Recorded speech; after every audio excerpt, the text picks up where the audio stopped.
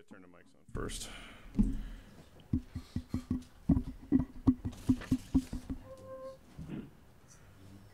Good. Okay, Dr. Seiberg, if you please call the roll. It's not on. Are the mics on? It's not. Oh, there it is. All right, Dr. Seiberg, would you please call the roll? Sure. Good morning, everyone. Is Dr. Bullock here? Okay. Mr. Childers? Here. Thank you. Dr. Dempsey? Here. Dr. Fleming? Here. Ms. Janeski? Mr. McKinney? Okay. Dr. Graham? Here. Good morning. Ms. Hyatt? Here. I'll put it on. Okay. Dr. Houston is not here. Mrs. Jones? Mr. Lakis? Dr. Locklear? Here. Ms. Loftus? Dr. Marr? Here. Dr. McIntyre? Here. Dr. Miller? Here. Dr. Weddington? Here. Thank you. And Dr. Wood?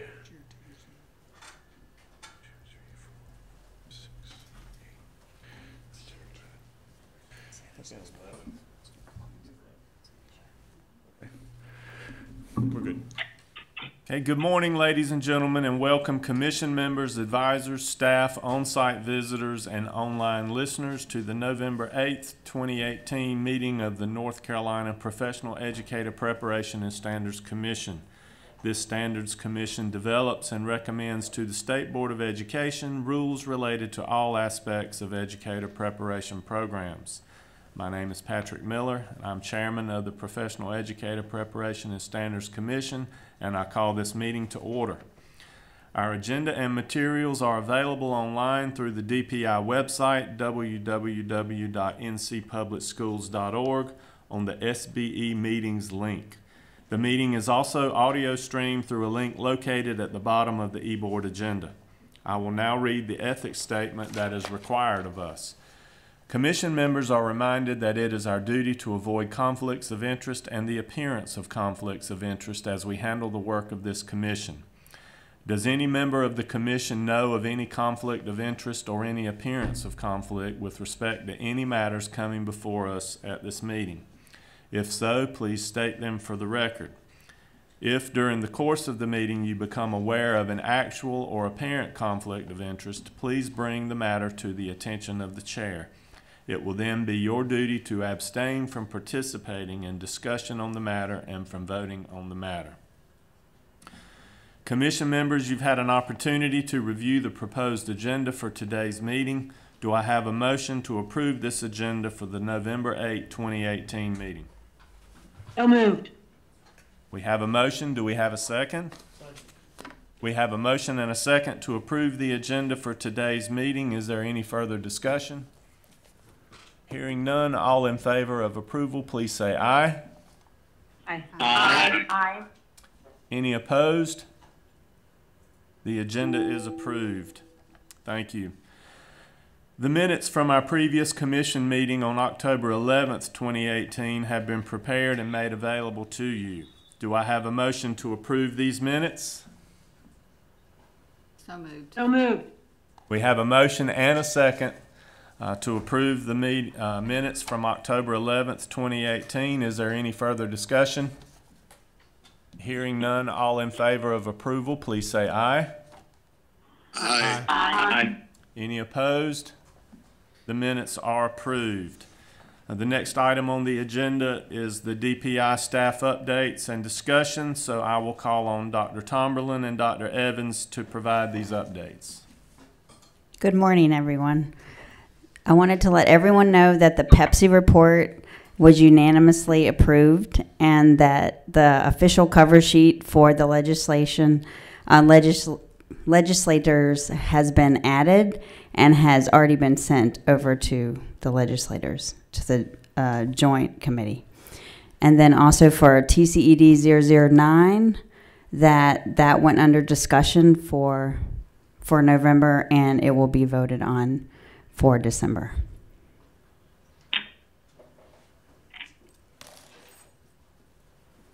Good morning, this is Tom Tomberlin. LIC in 001 was approved by the State Board of Education with the provision for school psychologists to be licensed if they hold the national certification, allowing them to receive full licensure in North Carolina with that credential. Just to remind everyone that the 30-day turnaround on the clearing of the license was removed from that policy at this commission and the board's request. Also, the provision to limit the request for a permit to teach or to clear up the permits to teach is January 25th, 2019. So all those permits to teach, after that date, permits to teach for teachers who failed to pass the licensure exam can no longer be issued.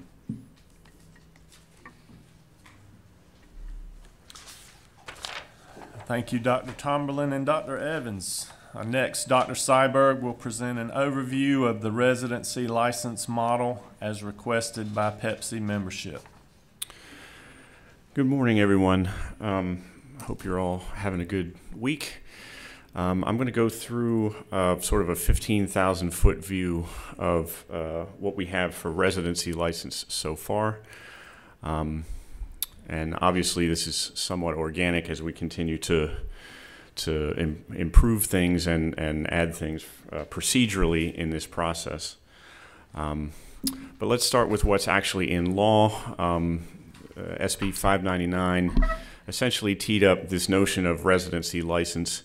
And a way of thinking about it is, the alternative license, lateral entry licensing, is going to sunset in June 30th of 2019. And at that point, that doesn't mean that alternative license lateral entry folks just disappear. It means that there really are no more new issues of lateral entry licensing going forward. And actually, that specific date, I believe, is April 15 is the last day at which lateral entry is going to be allowed to be issued. And the reason is so that we have plenty of time to make sure those are wrapped up by that June 30th deadline. Those folks that have that license in place do have their full 3-year timeline in order to get that done. So while we're saying that it's stopping June 30th of 19, really the actual total dissolution of that process will be June 30th of 2022. So what's replacing it is this residency license, which it has many similarities to lateral entry and a couple really key differences. This residency license is a 1-year license that can be renewed 2 times. So essentially, you could have upwards of 3 years in the residency license pathway to complete your expectations and move to a clear license. And in that process, the way I think about the differences between residency license and lateral entry is that there are many more touch points associated with EPP support of folks out in the field. One critical difference is that for lateral entry, it used to be that currently lateral entry folks can get their pathway set up by RAUCs, regional alternative licensing areas, and basically they'll review the transcripts of the candidate and then provide a pathway towards licensure.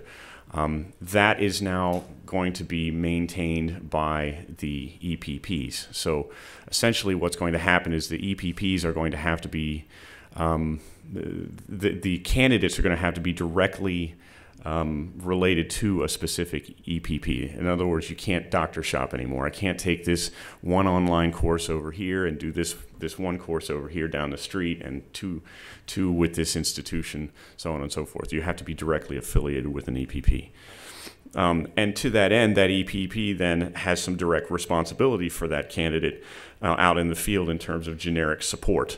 And so that's really the key difference between the residency license and the lateral entry, is that there's more supports for those folks out in the field than what traditionally is in place for lateral entry. So with that, on the next slide here, can you go to the next slide? This thing is not liking me. So we have what we've done so far in LICN 001 is we've outlined, I want to say about 4 or 5 months ago, we basically transplanted some specific language from 599 directly into LICN 001. And then more recently, we took another path at it to continue to flesh this out. But essentially, in LICN 001, it's basically saying that there's these 3 pathways that ultimately get you towards licensure. The first is a 1-year non-renewable permit to teach. And that's the way I think of that is sort of a warm body. We just have to get somebody in here and get them started. And they have typically less than 18 hours of content in that particular area that they're holding down in their classroom. And then that's a 1-year non-renewable. From that point, they would move from permit to teach to emergency license. An emergency license, they would have to demonstrate between 18 and 24 credit hours within the content area. And then from there, once the candidate has achieved 24 hours of content, then they would move to the first year of their residency license. And from there, it could be 1 semester and they're done with residency license, and then they would move into the initial license category. Or it could take them upwards of 3 years. They have this opportunity to renew.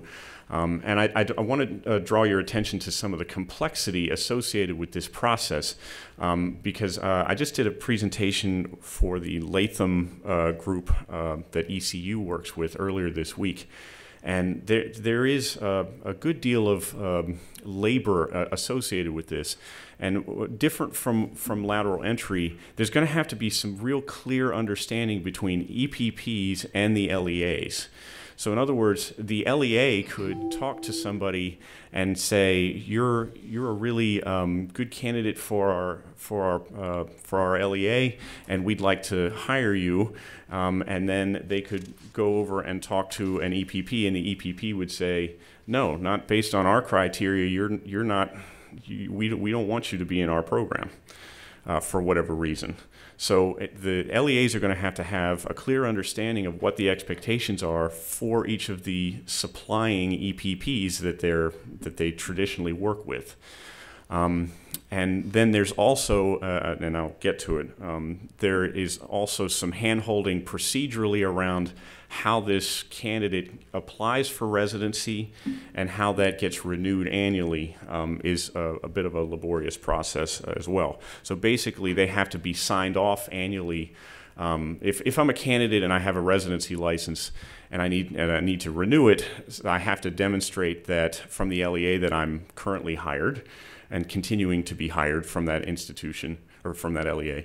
And then I also have to get a sign-off from the EPP that says, yeah, they're still doing what we're asking them to do. They're still meeting the expectations that they're enrolled and they're taking the coursework that needs to get done. Then it goes to licensure, and then there's a renewal process there. So there's a lot of tracking and procedure associated with it that is in the process of being worked out, and I want to share some of those documents with you, and then I'll take some questions and answer to the best of my ability any questions that you have. So one is this idea of the certification of supervision, and that certification of supervision is one of the attachments that we have in your handouts. And in that, essentially, this is currently a document that is, we're trying to keep it similar to other documents that HR folks use out in the field. But essentially what we're trying to do there is is tee up that pass between the LEA acknowledging that a candidate is still employed at that LEA, and also some documentation that sort of ticks off that the EPPs are in agreement that they're heading in the right path on that side. So once those two paths have been met, this is the documentation that licensure is going to use to leverage for renewal of a license, and also for the issuance of the residency license as well. Currently, this is in the works to become a document this is still, there is not an online system yet to make this an efficient process, is what I'm trying to say. So right now, this is going to be, this is a paper document for the moment. And until we have systems and processes in place to make it an electronic transition, that is going to be a laborious process that's in play. But this is a document that we've been working with licensure over the past couple of weeks to try and get some clarity on what this certification of supervision is. Now, I've heard from a lot of folks out in the field about what qualifies as supervision, like to what extent are we supervising out in the field. And it's not specific in law as to what that supervision looks like, but obviously, classroom supervision is a heavy lift for EPPs. So, but there's points at which that needs to get done. So, for example, if a candidate is working on EdTPA or PPAT as one of their license, one of the requirements in play, then they would need support in that area. If they are working on trying to pass a specific test and they're struggling, then that's the support generically that should be in place. The idea is that the certification of supervision is not in, this is my interpretation, but it's not implying that there has to be this necessary face-to-face, conversational out in the field activity unless that is a requirement that is needed for that candidate at that time. Does that make sense? So this is Ellen, so there's not really any kind of requirement for, coaching in the supervision sense. I mean, we use the word coaching instead of supervision, and we coach our other student teachers, but there's not any kind of mandate that says we have to coach this particular group. Well, it's not saying that that coaching shouldn't be taking place. It's saying generic supervision. So now this body could make requirements in policy to say that necessarily there's X number of visits or these specific criteria need to be put in place. But I think there are a lot of moving parts associated with making that decision. Dr. Van Dempsey, did you want to add to that? Well, I think there's a small but third element of this, and that's the local alternative. The assumption, a lot of the language assumes that there's a higher ed partner in the picture, but it is possible to have an EPP that does not have a higher ed partner. That's exactly right. That is correct. So that's a third way that complicates this, because how do many of the things you just talked about happen when the EPP is not higher ed test? And I think the other part of that, and I was going to wait, but since we're all kind of jumping in there, is the fact that when you get to the charts that you all put in here about the LEA, we hire them and then we send them off to an EPP, and then the EPP says no. Well, that's not what happens out in the field. When we hire somebody, we're taking them to the Board of Education for approval, and we're giving them a contract.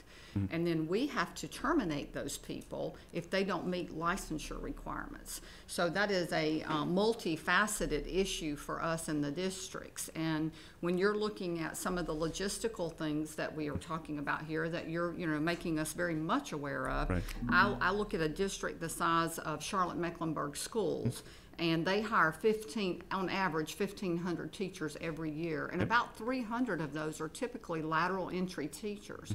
And so now we're taking, and you know, I hire 225 in Cabarrus County on average, right, of teachers. And you know, there's a much smaller percentage of mine that are lateral entry, but they are, and that number's growing now.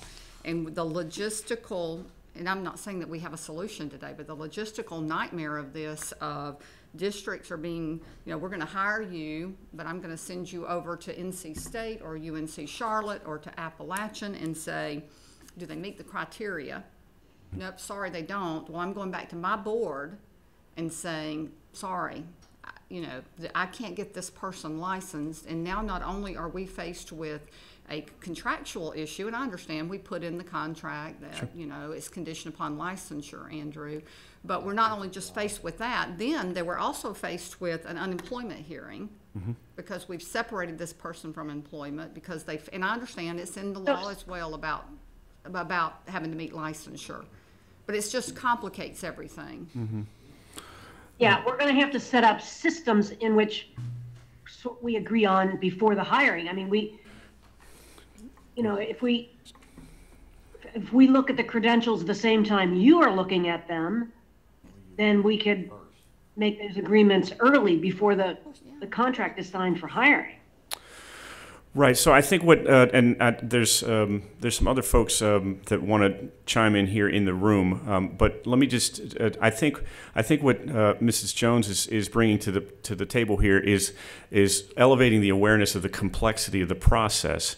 And these are all procedures that have to be ironed out. And then to what extent can we at the department in our team provide some clarity or at least some ground rules to start that process, so that there's some clarity for all the LEAs to understand that, you know, what should be put in MOUs, you know, how does this process happen so that we can head off some of these challenges before they become procedural nightmares for the LEAs. Did you want to ask questions? Or I was just, Ms. Jones did a much better job explaining that than I did. I think it somewhat comes down to a customer service issue of where I know the higher ed folks are going to reach out and mentor those teachers. When we're going to maybe some more of the private groups, then maybe where the competition piece comes into a bit of, are they going to provide that customer service for us? If they're not able to, we do have options. We have our higher ed folks, we have others out of state, in state, whoever it may be. And so to go along with what Glenda was saying, I think there does need to be some clarity in those MOUs of, you know, and maybe there's the opportunities there where the LEA handles the supervision piece from a mentor teacher or something like that. But that's really something we would want to decide locally, but probably have some guidance in there of what does that piece look like. Sure. Yeah. Mm-hmm. So I have just two comments. So one, I think the overall number of individuals who get rejected is really small. I know on my campus it's very small. But in addition to that, we actually have a program that the only requirement, the joint program that NC State and Chapel Hill runs, the only requirement is that the individual is licensed. So if somebody comes to us with that residency license, we're going to enroll them in the program. And I think other campuses are likely going to do the same thing. So I worry a little bit less about the rejection of individuals who have met the requirements for the residency license, as opposed to individuals who perhaps have not met those foundational requirements for the license. The second piece is I do want to acknowledge that, yeah, I think it is going to be logistically challenging, right? We have nearly 5,000 lateral entry teachers in this state who have been underserved for years. But I think the opportunity now for us to actually identify where all of these lateral entry teachers are in terms of a program, and that they are in fact in a program, and they're not taking a collection of classes from various institutions or entities throughout the state and perhaps the country. And what happens is we have no way, there's no accountability system for those preparation programs or pathways or whatever is essentially happening. We now have an opportunity to have real accountability for programs that are preparing lateral entry teachers, because we have put in place a system where they have to affiliate with a program. And that program could be an LATP, it could be a program from out of state that's approved in this state, or it's an EPP. But we'll know that every teacher now is in a program and not collecting classes from various places. He made me think the permit to teach emergency license will still be in place for those who can't meet residency requirements, could still work while they try to reach those. Oh, absolutely, absolutely. So, and in fact, we actually we would encourage to delay residency to provide more time, right? So, you know, You could have up to 2 years before you, if you did a permit and then an emergency license and then apply for right. residency. So one of the things that came out, and I think this is important for this group to understand some scenarios. So let me give you 2 scenarios that may help for context. You know, let's say that that there's an LEA that's hiring in the April-May timeframe. One of the questions that came up yesterday at the Latham cohort meeting with ECU was, do they have to be affiliated with the EPP before they get hired, or how does that work? You know, and my response to that is, you know, if there's a candidate at an LEA in the spring that's interested, the earliest they could possibly start taking classes would be likely the fall, you know, till they enroll and all this. So, you know, they would not have evidence of, you know, actually taking classes, but they can provide evidence that they are enrolled, right? And so the point at which, in good faith, the point at which an institution can say, yeah, I see that this candidate is enrolled and trying to get started, is a point at which we can actually move in that direction. Then the next question came up, well, typically these lateral entry folks are not hired in the April-May timeframe, they're actually hired in the August-September timeframe. How does that play into the equation? And my response was, if you're concerned about them not meeting residency qualifications, make them an emergency license and give them the time to get themselves set up. That's the whole reason. So there's this implicit understanding in the field that we have to get them to write residency license. But I think in that case, the point I'm trying to make is we have other vehicles in place to help get that system in place, and it's okay for them to be in an emergency license. If anything, it only gives them more time. So does that make sense in terms of how that sort of plays out? Yes. Okay. Can they come off that emergency license onto lateral entry mid? They could, but to what end? I mean, what the rationale would be? It's not necessary for them to do that.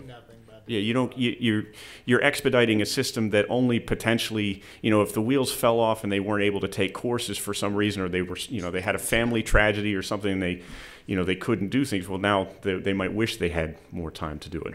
Does that make sense? So, okay.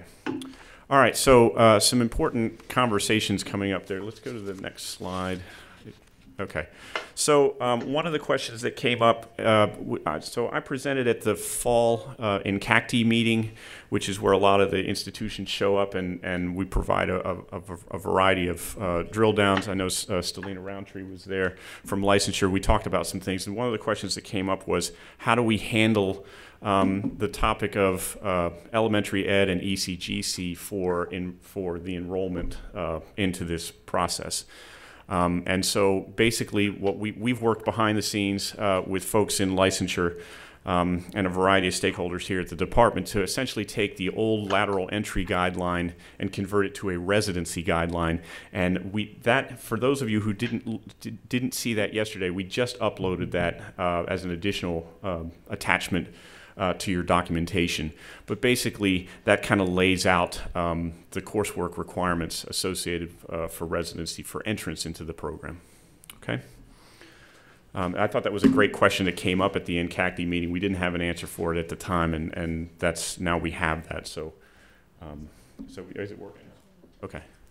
Yeah. All right. It's working. So let's see here.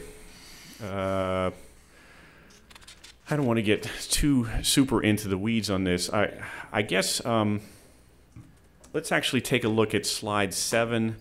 What we've done here is, on slide 7 and slide 8, we basically sort of laid out a sort of a scenario for how this process might actually go down. And that doesn't mean that this would, take all cases. And I'm sorry that the language is really tiny in there. But basically, procedurally, it's sort of laying out some scenarios as to how initial residency license goes through. Oh, thank you. And then ultimately how renewal happens. But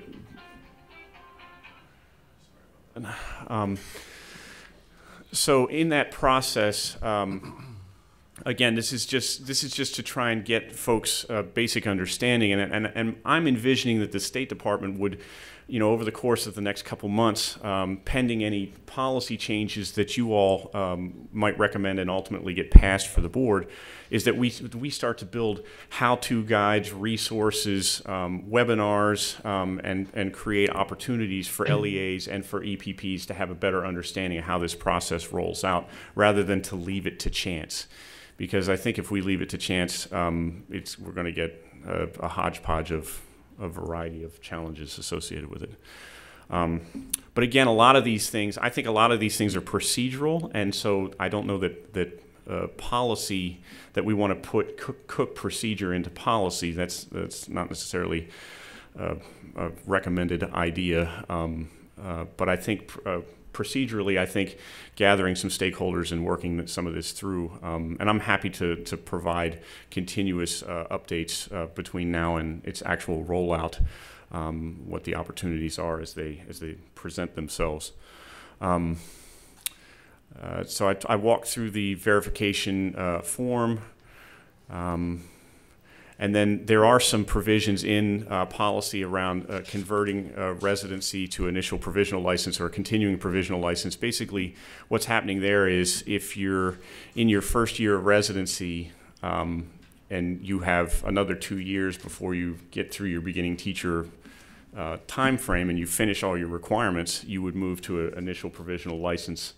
Conversely, if it took you all 3 years to get through, and at the end of that third year, you finally finish everything, you would just skip the initial provisional license and go to a continuing license because you've met your 3-year obligation.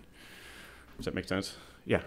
In the verification form language, sort of has prompted this question. Mm-hmm. If one thing is that an we have to engage the fact that an EPP is not necessarily a higher ed institution. Mm-hmm. But the language of this sort of assumes and implies there's a higher ed institution back there somewhere. So when we get into things like 24 hours of relevant coursework, the components earlier it talked about enrollment in a program, 100 hours, those kinds of things. And the fact that a non-higher ed EPP does not have to be accredited in the way higher ed institutions are accredited, what's the confirmation process that structure in which they're enrolling meets a standard of practice we would expect? Again, in the same way that CAPE would do that. Right. So, so I have two responses to that. One is for an entity, a non-institution entity that is applying to the state, there is a procedure associated with that they submit a very detailed report as to how they're going to do what they're doing and a variety of the conditions that are laid out in law and policy that need to be met, and that is then reviewed by folks in the field that also do reviews at the CAPE national accreditation level. So we have their recommendation. They can't even submit to the board until they pass that initial test, right? Once they do that, then they go to the board for approval. Once they're approved, they become an initially authorized entity. And then I think, to answer your question, they are going to be held accountable by all the same mechanisms that an institution would be held accountable. So if their outcome measures are not up to snuff by the criteria that are established by this body, that are recommended by this body, and then ultimately passed by the board, and that's something that subcommittees are working on right now, then they would be sanctioned or ultimately have their they'd be revoked going forward. And their peers in the program approval process, the request to be an EPP, their peers could be UNCW, NC State, UNC Greensboro. The folks that are reviewing those programs are institution folks, because those are the folks that do the national accreditation. I made a decision that I thought the most qualified people to do reviews of EPP applications are the people that do the national accreditation reviews, because they have obviously been trained and they've been out in the field doing very high level, very detailed work in that area. And we have a handful of those across multiple institutions. So I use a panel of 3. When I get one that comes in, I send it to that panel. The panel has a rubric by which it is grading those applications, and if those applications don't meet snuff, then it goes back to the provider that's trying to get into North Carolina, and they go through their that's a gateway. That's a those are gatekeepers, and until the expectations are met that meet the threshold of law and policy in North Carolina, it doesn't go to the board. So Sounds like a good. Yeah, it's been a fascinating practice. I think it has a way better rigor than something. I couldn't think of a better way than to use folks that do this as a part of their responsibilities in their day-to-day work. Yeah. And these programs will have report cards in the same way. Yes, they will be held to the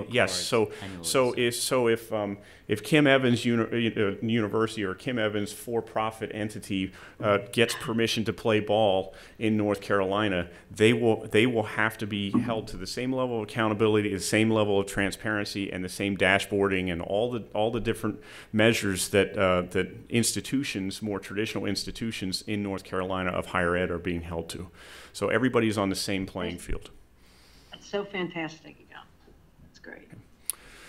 Okay, and let me see. I think that's it. So again, some of this is not worked out yet, but I think what the mission today was to try and give you a 15,000-foot view, and to draw your attention to some of the concerns that are out there. There are definite concerns around the scalability. To think about each EPP is going to have some mechanism to review, these transcripts that are coming in and understand that, right? The LEAs are going to have to understand the thresholds and tolerances of the various institutions so that they can help steer folks that they want to hire into programs that they know are going to be willing to participate. And then conversely, on the back end of that, the subgroups that work within this commission are going to have to be very thoughtful about how they issue sanctions, what the sanctions and what the supports look like in the policies that are going to come forth from this recommending body, and as well as the accountability model.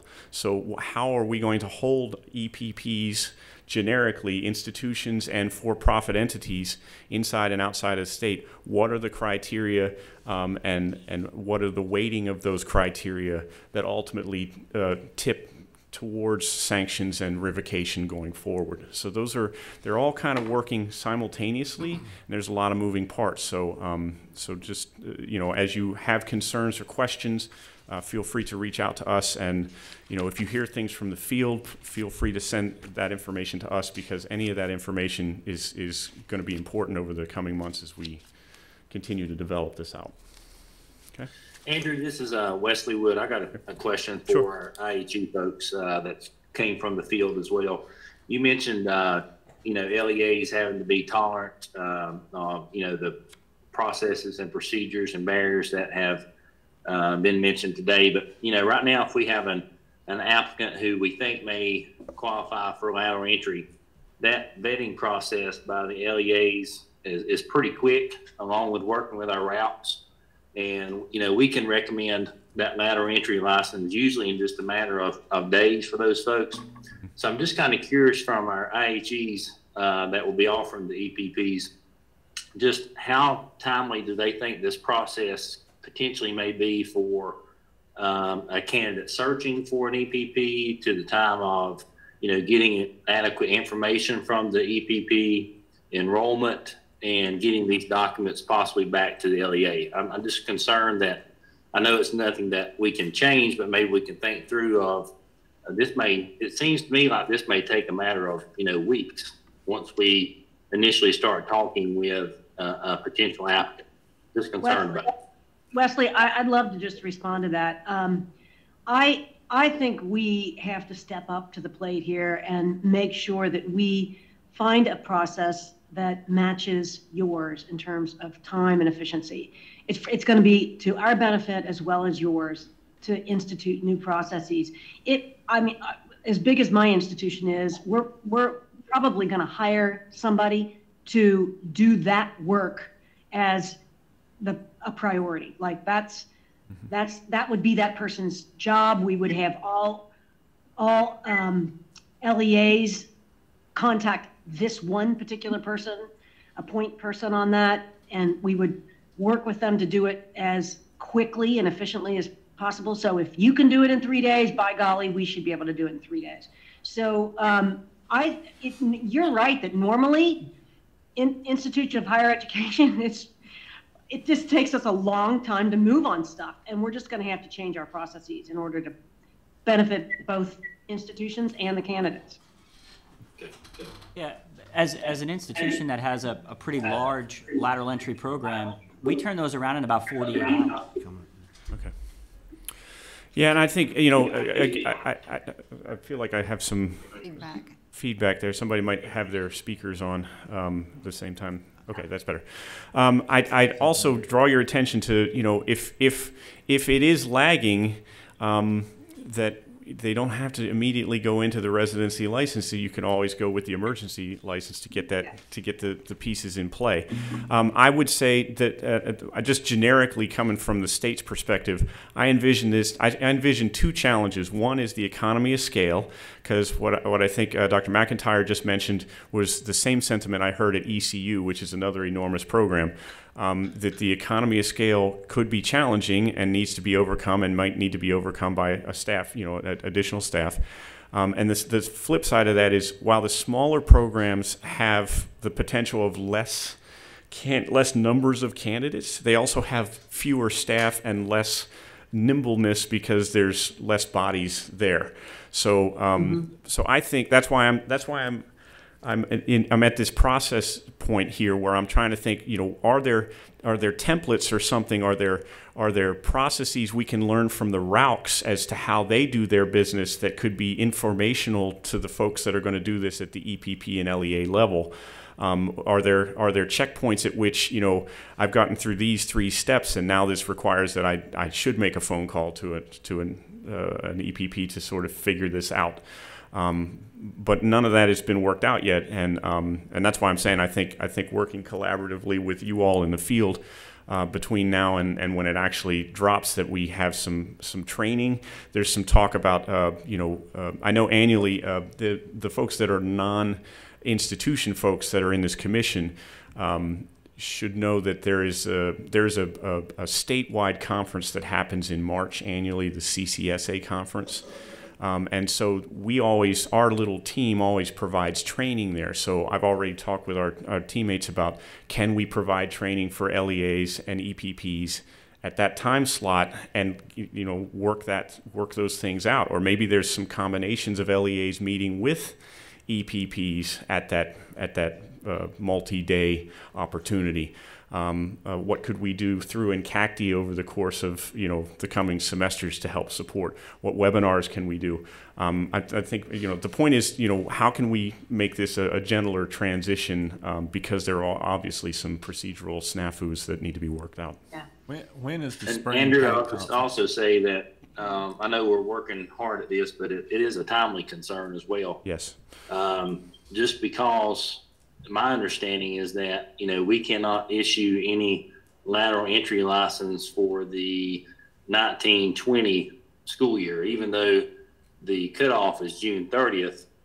From our last fall paint meeting we had up in Asheville, it was our understanding we couldn't issue a lateral entry license for anybody going into the fall of next year. So, as we start our recruiting here in the next month, and as we go into the spring and we look at allotments and so forth, it's already Thanksgiving, and Right. You know, we just need to make sure that we have these things in place as we start our hiring in the spring when we go hot and heavy. Yeah. So Noted. just, you know, some of the Yeah, things, some of the things. Oh, go ahead. I don't know who that is. Is that feedback or? So some of the things, this is Glenda, some of the things that you've mentioned here that are concerns, but I do want us to also think about turnover. Because while, you know, we tend to have higher turnover with our lateral entry.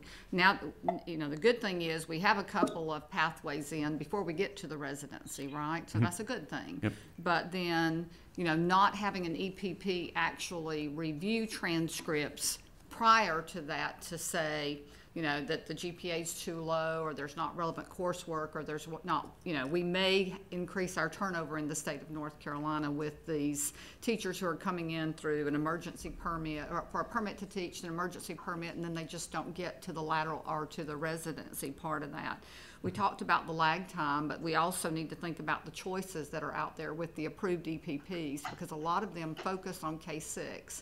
You know, there are some that focus on, you know, secondary, but we obviously we have shortages in math, science, special education. K-6 now is a shortage area for us, but I think all of those things are factors that, you know, we've got to consider. I think, Patrick, what you're going to ask is about when is PANC in the spring. Personnel Administrators of North Carolina will meet April 14th through the 17th. So could some of that training take place during that conference would be a good question for that, but it still doesn't help us with the immediate need of filling classrooms right now. We have a tremendous amount of vacancies, and I know Tom just sent out the vacancy report for the 40th day, but we've got a lot in the state of North Carolina, and while ultimately this program will provide more support for our alternative licensure folks, and we believe that, you know, it will in the long run. It's just this initial phase of getting this rolling and the scale of having a teacher in the classroom that's qualified to be there while we're waiting on something else to happen. And to Ellen's point, if every university or approved EPP can afford to hire somebody that just focuses on that, you know, that will eliminate many concerns in the field with regards to having that one point of contact, right? That one person that we can reach out to. Just to clarify that, we probably wouldn't have one person just do that, but we would maybe say that's the person's priority. You do that first. And then after things calm down mid-semester, they would probably turn to advising or something like that. Gotcha. Yeah. Any other questions, comments? Yeah. Hey, Andrew. This is Andrew Lakis. I think it was Dr. McIntyre earlier that mentioned just kind of the need to relook at our systems. And I will name the caveat that this is getting more into procedural, which is not really our charge, nor am I an expert on this. But I just would share with the commission, like, two things that are coming up for me. Maybe one thing that's coming up for me is, like, given the complexity of all this and the way that the different systems from the LEA to the EPP to the actual teacher candidate need to talk to each other and, like, speed up the sharing of information and data, there is a part of me that wonders if this is like a bigger project with some sort of clearinghouse or data system where, you know, I'm a beginning teacher who needs a lateral entry license. I enter my stuff and credentials into a data portal. It actually spits out, yep, meets this criteria, this criteria, this criteria, is interested in teaching in this and that. And then it almost, you know, goes to any of the LEAs who are hiring. It goes to any of the EPPs who have been cleared, right? And we're holding accountable for their outcomes. But to actually cut down on the human back and forth of, like, I'm an LEA person, I need to call an EPP. And I know it sounds big, but I'm thinking about, like, when I go get a mortgage for a house, right? Like, they can put that in a system. It actually kicks it out to anybody who wants to think about giving me a loan. And now with data analytics, it's actually probably faster and sharper than, like, a human brain. Think about the same thing with, like, medical records and the fact that I can go to Duke Hospital and then I go to UNC urgent care the next day and they have the same information now. Just a push that, like, as a commission, I think that Dr. McIntyre's push to really think about the systems and what we need really resonated with me. Yeah, I agree with you, and I think one of the real caveats associated with data systems is the dollars associated with building data systems. So we can certainly elevate that topic across the various stakeholders in the department, but we are definitely dollar constrained here. And to the extent that we can leverage systems to eliminate human touch points, I'm totally in agreement with that. I'm just not sure if I have a vehicle to facilitate that quite yet. Yep. Just to mention, we're one of the pilots. We're moving our S400 to the cloud and all, and that may be something as the school system modernization act that's out there. That could be something, a part of that maybe, since everything's kind of getting renovated a bit, I guess you could say. Maybe that's something that could be forwarded on to those folks. Yeah, we can certainly raise that. And one other thing that came to mind is in this transition, the one vehicle that I really didn't discuss is, we do have the RAUCs, the staff in the RAUCs out in the field, and those folks, as they transition away from their core duties, which is what they're currently doing, how can they be leveraged in meaningful ways to support out in the region in various capacities? That's not been fully vetted yet, but it's not like suddenly all the RAUC folks just disappear. And I know that folks, leadership here at the department are trying to think of creative ways to leverage their extremely high expertise in this very process in ways that can be helpful to the field for both the LEAs and the EPPs. So just know that I neglected to mention that, but I do think that's an important component that's out there. So Andrew, I will say that's a very important component of this process, because if the RALCs could somehow be that go-between for LEAs and Michael's shaking his head no. And I don't want to go between. I don't need a go between. My office, we have an alternative licensure director. She turns these things around in about 48 hours. I have a lot of faith that EPPs who want to be involved in this work will figure it out. And if they don't, then the larger EPPs will step up and serve more people. So, I just don't want I think we add another layer on top of this. It's just more bureaucracy for the lateral entry teacher who's now trying to navigate this. I think if the lateral entry teacher is, resident or whomever, if this alternative licensed teacher is employed by a district, and then we do our job and make sure you understand the different pathways that are available at each of our institutions, that teacher can then go and figure out which of those programs meets their particular needs. Some of us run face-to-face programs, some run online programs. They can find the one that fits them. And then it's up to us. And I would say in an ideal world that will be great. And if this all becomes that, Michael, that it's an ideal world, but in the field where our licensure specialists, where some districts have one of those or some districts have an HR person, they are that licensure person, and they're trying to align. They don't all have NC states that they can reach out to. And so if NC State can meet the needs for all the residency and I don't know, maybe maybe you now have one, or you're going that direction, so that you can not only do math and science and K-6, but you've got EC and all the other shortage areas, then that's great.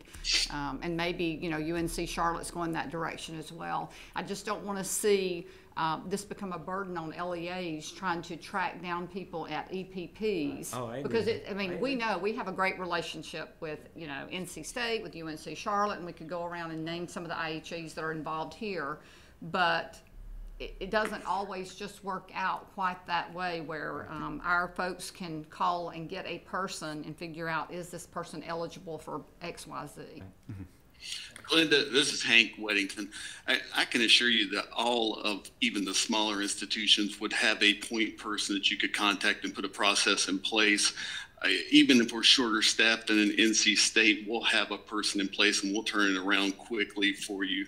I don't see this as a problem at all. Thank you, Hank. It's a huge opportunity for EPPs. It is a huge opportunity, and I guess that's where I'm going with that. It is a monumental opportunity for EPPs. It is. There are obstacles, but it's a huge opportunity, and EPPs that fail to recognize that opportunity will lose out.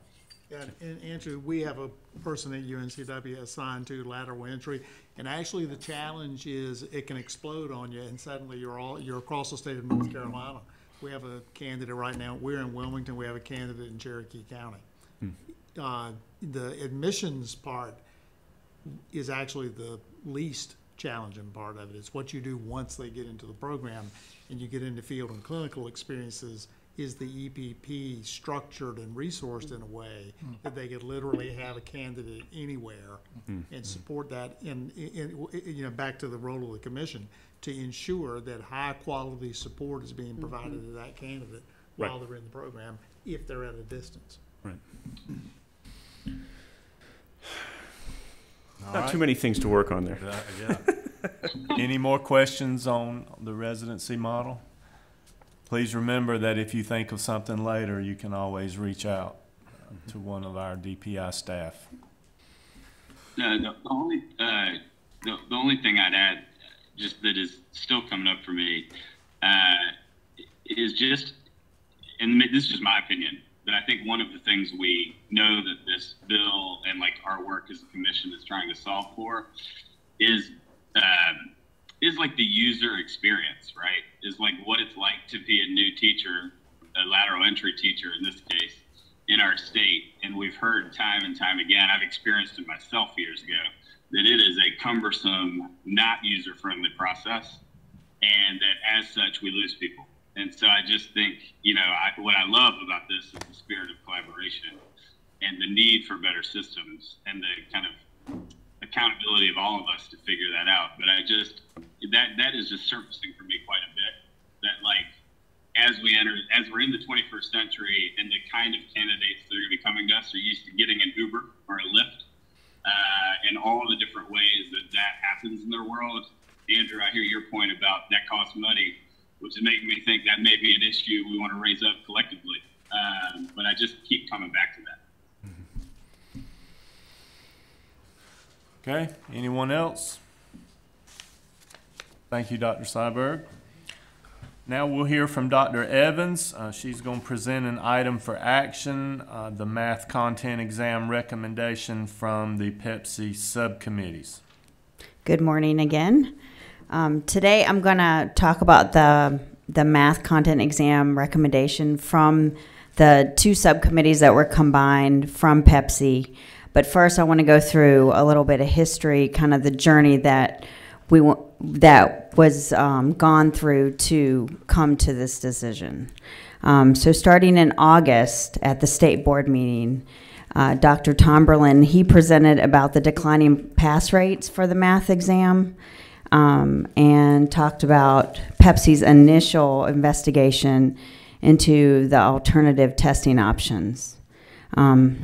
And so from that conversation and that presentation, the state board requested that there be standards alignment with the K-12 curriculum standards for whatever the Pearson test as well as whatever test was being investigated. So then Pepsi reconvened the math experts subcommittee that was the original part of that initial investigation. And in September 2018, they convened, they received the standards alignment and all the information that was given to us for the CKT, because that was the initial investigation for the alternative testing option, was the Praxis CKT. And the Pearson, the current Pearson Foundations of Mathematics licensure exam. So they received the standard alignment and any of that information, and then we had a collective discussion about what their recommendation would be, looking at those standards alignment and all the information. And so this was the results of that information. And they unanimously, they agreed that it should be the ETS CKT math subtest, that it was a better test than the Pearson math subtest that we currently have. And they base that on it not being only focusing on student curriculum standards, but also on specialized content knowledge, where they're able to take, teachers would be tested on not just the curriculum, but then how would they help students that are having trouble with that curriculum. So being able to analyze student work and then making instructional decisions for those students. And here are a few quotes that I included in the conclusions that we had. I also attached for this presentation the quotes from all the math experts that we took from those discussions, because that discussion was also recorded, so I was able to take quotes right from that discussion. One other quote that I wanted to make sure that I read came from one of the math experts. On the Pearson test, other than the 3 open student responses, there is very little about how students think about mathematics, or what a particular math expert termed specialized content knowledge on instructional decisions, instructional moves. So that kind of nailed what they thought collectively as a group. Then in October, I sent the quotes from the math expert committee, all the alignments, all the information about CKT and Pearson, and any validity or reliability studies that we ended up with after we had met with the math expert team to the subcommittees within Pepsi. And so I sent that out through email, and then collected any questions that they had through SurveyMonkey. And these are all the documents that I sent out, and they were all attached with this presentation. So after reviewing all those materials, they were able to ask any questions. I sent back all the questions verbatim with responses to all the subcommittee members. And then after that, they were able to, after all the questions were expired, then I was able to collect recommendations through SurveyMonkey one by one. And then I put those together and I sent those out verbatim to leadership first of the subcommittees, and then I sent them out to all the subcommittee members. And so I'm going to go into the recommendation itself. The recommendation for the by the subcommittees of Pepsi was to replace the current Pearson test with the ETS CKT test. And I want to go into a little more detail. I'm sorry, hold on.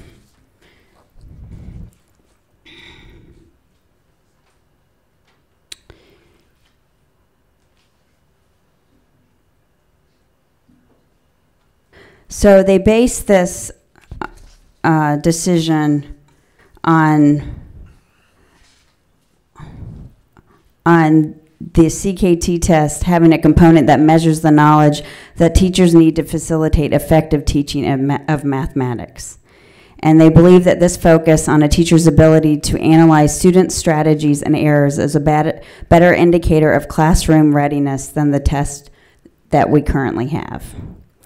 There was also an additional recommendation to use Praxis 1, the pre-professional test that is used to admit students into EPPs as part of that to qualify for licensure as well. So that was also another option, but unanimously the CKT test was accepted by the subcommittee members as a replacement for the Pearson test. Now I'm open for discussion and questions. Any questions? I think somebody may have asked this in the written Q&A, but I think somewhere I saw a figure for what that test cost. Yes, it is $94. $94, okay. Yes. What was the praxis? Pearson is 94. The praxis, I think. CKT is Hold on just a 99. second. According in the notes that were sent out, the CKT Oh, it is $74 and the Pearson is 94. I'm sorry, Dr. Dempsey.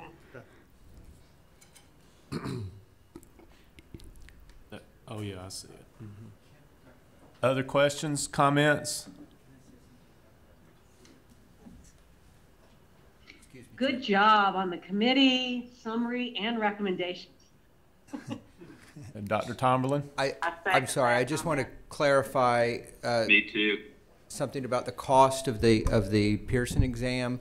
So they are $94 each, but I think if you take them as a set, that there's some savings and on the test, and so this would I don't think it's a big deal, but I just want to make sure everybody's clear that doing this would not allow us teachers to take it as a suite of tests. They would now take the Pearsons individually for the reading and the multi-subject and take the math separately. So that means it is in fact going to cost them more, right? I can't tell you exactly what the differential is going to be, but we can look into that and get information back to Pepsi. Yeah, that would be helpful. Thank you. So I'm just going to say, I still think the concern from the field is the fact that we are putting another test in place when there's no correlation between the testing and being an effective teacher. The fact that the praxis that's used to put a or to admit a teacher into a program can also count as the legal requirements for the subtest, since it has a reading and math subtest. That continues to be, and I know Wesley, I'm not sure if he's still on there or not, but I know we spent a lot of time in the Northwest and Southwest regions on Friday discussing that yet again, that we don't know why just adding another test is an answer to the current problem that we're having in the state of North Carolina with filling teacher vacancies, or that the test actually should be something given to determine whether or not somebody gets a license in the state of North Carolina. So to kind of focus on whether this demonstrates effectiveness in the classroom, this test is newer, and South Dakota is the state that's been using it, as well as Maryland and Delaware. And I think that there's one more state that is starting next year with this test. But thinking about the math experts, they talked about how they thought that the Pearson test, they couldn't say, even with a cut score, they couldn't say that this person is effective in the classroom or not. But they felt more comfortable saying that with the CKT test. Yeah. Can one of you all remind us? Go ahead, Dr. Graham. Yeah, I wanted to jump in related to that. The Praxis Core math assessment really doesn't get at the pedagogy piece. It does assess content knowledge in some of the basic areas, numeracy, fractions, ratios, those types of things, but the actual teaching of that content and how you would respond to different learning challenges based on that content, the Practice Core really doesn't assess that whatsoever. So I was privy to a lot of the conversation with the math experts as they walked through this process, and they really did a good job vetting this particular assessment and comparing it to the Pearson and the other assessments that are out there. So I feel personally comfortable with the recommendation. Thank you, Dr. Graham. I'm curious, listening to Glenda's comments, what are the requirements set forth in statute for testing for candidates versus set forth in policy? And what do we have the power to adjust versus it having to send requests or recommendations to the General Assembly? So 599 states that there has to be a pre-professional test to be admitted to a EPP, and so that's the Praxis 1. And then it also says that you have to have subject area test and reading and math.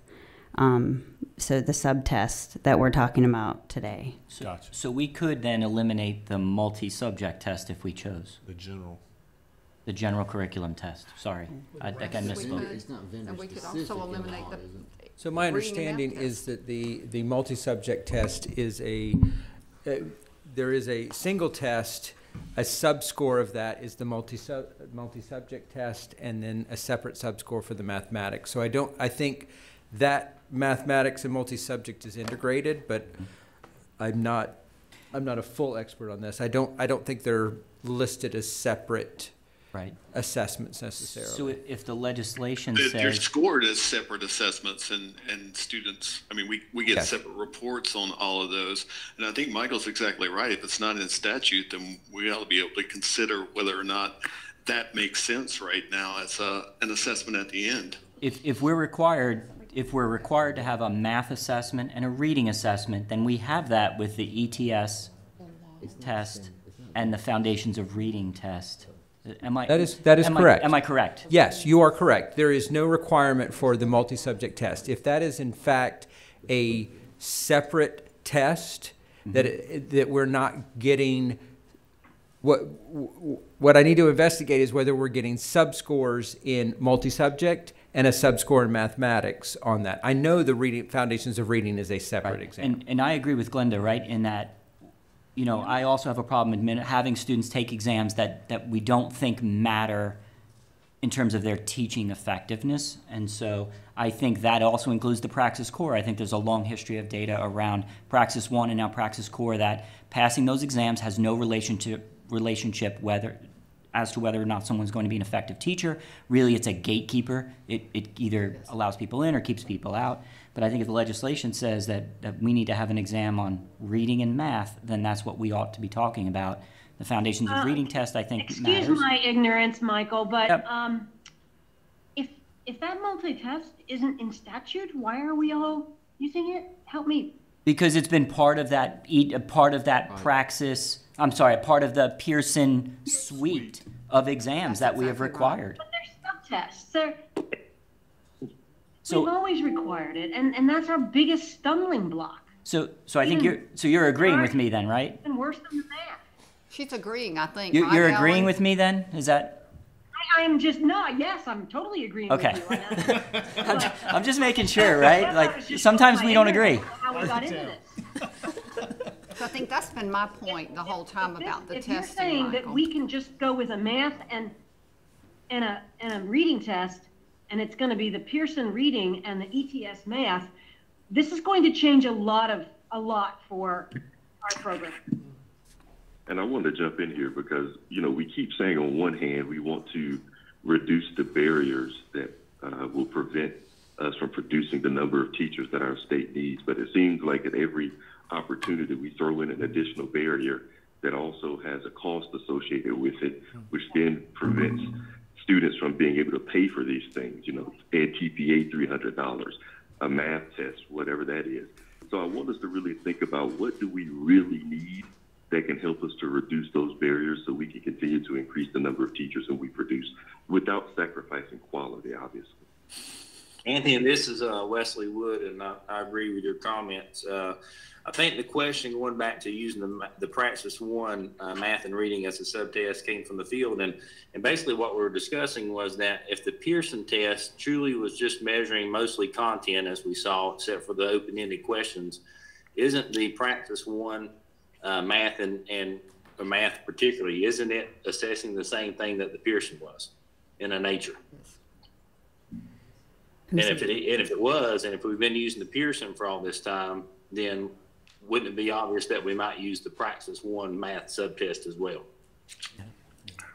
So the Praxis 1, that is the pre-professional test, and that is a requirement by 599 saying that it needs to be in reading, writing, and math. And in fact, if you go on the the Praxis website, it says that it is meant for entry into EPPs. So Kim, So should it offer a certain 599 section on the math subtest as well? So I think from the field, what we're saying is, you're exactly right, Kim. It does say that about the Praxis 1, but it also the legislation also just says that they have to have a reading and math subtest. It doesn't specify that it needs to be a multi-subject test. It doesn't specify that it needs to be the Pearson Foundations and the reading or math. It doesn't specify any, and it doesn't say that the Praxis 1 can't count for that. That's our point from the field, is it does not say that the pretest can't count for that if the pretest actually includes the subtests that are being required. I just want to clarify that what Mrs. Jones is raising is absolutely correct. That you can't.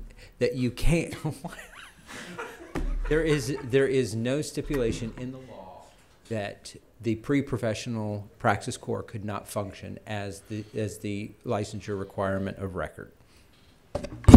In math. Or either. For either. For either. For reading as well? Right. So what happens with the number of candidates? We have a lot of candidates who don't take the Praxis Corps. They're exempt. So are they thus exempt? Do they continue to be exempt? So what I'm suggesting is that the policy, what test is used as the licensure test of record is a matter of policy. Right. Not law. This board is free to recommend any test that they choose. Whatever you decide is the right test, we will work to make sure that the policy reflects the actual practice in the field. So we then, though, set two different standards for elementary and special ed teachers and for all other teachers, because there is still a content licensure exam, content and pedagogical licensure exam for middle and secondary candidates. And that's the ETS content exam and the PLT. That is correct. And so what we're saying is we would have licensure exams for middle secondary teachers, but we wouldn't have any licensure exams, true licensure exams for elementary teachers. Well, we would say from the field that it's up to the EPP about what exams you want to have them take at the university level. For licensure, that's totally different. For us, for licensure, So exams for us are contingent upon the licensing rules. So we wouldn't require them to take any exams unless licensure dictated that. But so I am with you on in terms of the number of tests we ask individual teachers to take and the cost and all of that. I'm not on board with using the Praxis Core. I don't think that's a good test. I don't think it's a good test at all. I would prefer to see North Carolina eliminate it altogether and then leave the admission of candidates to the EPPs to decide. And if EPPs decide they want to take candidates with certain credentials, that's up to the EPP, because we are moving as a state towards outcomes. We're about outcomes at this point. I agree with you on that, Michael, but unfortunately the Praxis 1 is in legislation. Right. But the other tests that we're trying to make all our teachers take in North Carolina are not in legislation. But I agree with you exactly on just exactly what you said there. It's just we keep putting other barriers in place and obstacles that prevent us from hiring teachers. So I just received a clarification. The law simply says there has to be a pre-service examination. It does not say what it has to be. So could the EdTPA and the PPAT serve for that purpose? Those are pre-service. A pre-professional skills test is what it requires, is what's required by law. Or I have a score on the SAT or ACT that exempts them from that. Who has a question? I do. I think I want to go back to the whole purpose of the study and this conversation. It was to look at the passing rate of our teachers for foundations of math. With the Pearson, our teachers were only having, 54.5% pass rate. And I think if we going back to all the conversation, I think that we really need to look at the fact that the Pearson, our teachers were not passing the test, so they couldn't proceed. And isn't that the whole point of this study and looking and having this conversation? So this is Tom Tomberlin. My response to that is no, that it's not the point of this conversation. The pass rate is not something we're looking to remedy with the recommendation of the CKT. The pass rate, as was presented to the State Board of Education and to PEPC, the low pass rate was a function of how we're measuring pass rates by year in the face of a policy that allowed teachers to delay passing the test for 2 years. So those pass rates are not comparable. They are what they are within the year, but to say that we declined from 80% pass rate to a 50% pass rate is incorrect. So but I want to be clear, the math subcommittee was never charged with addressing the pass rates with the exam. It was, what is the best test for ensuring that teachers are prepared to teach the content? Well, I agree with that. I'm not saying lowering the standards, but the problem, I think, when we go back and look at the information that we were given, when the teachers were given the practice, in 2013, the pass rate was like almost 86%, 85.47. But when the practice came along, it dropped in 2014-15 to 65.1, and then in 16-17 to 54.5. But I think that data was kept driving this conversation. So, I'm not saying that's the whole point of this, but that was the reason that this came about. Well, maybe not the whole reason, but that gave credence, or that was some of the driving point for us to have this conversation, because teachers were not being able to pass the test, therefore they were not being able to be in the classroom. So again, I want to clarify what those pass rates mean. When you look at the praxis exam in those prior years, elementary teachers were required to pass the exam before they entered the profession. When you look at the data, those teachers were attempting the praxis exam multiple times. I think the median attempt was about 5 or 6 attempts before they ever entered the field. Then you have a shift in policy where teachers are allowed to take the test, attempt the test in the first year, pass in the second. So what you found was teachers coming out of EPPs would take the test one time, and then they would go get a job. Then they were not required to take the test again for perhaps another year, and they didn't, the rate of multiple tests went way down. And so that had a huge impact on the pass rates in those years. And this is what I explained to the board, and this is what I explained when I came to PEPC with those numbers. Those numbers are non-comparable. You cannot say that that is a decline. That is just a difference that is an effect of the policy, and we need to measure the pass rates differently if we want to get an accurate representation of that.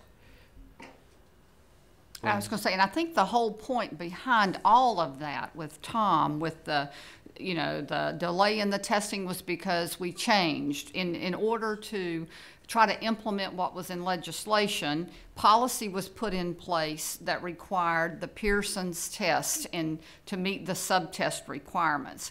Our teachers were then not able to pass that. Did not mean they were not effective teachers. So in order to fill vacancies in the classroom, the policy was adjusted so that they could attempt in the first year and pass by the end of the second. But the root of this entire problem is the fact that we keep trying to come up and find another test to give to our teachers before we will give them licensure in the state of North Carolina. In my mind, we're saying that the EPPs didn't properly prepare, and I mean, you understand what I'm saying? I understand. That we didn't properly prepare our teachers, so they can't possibly be effective if they cannot pass an exam.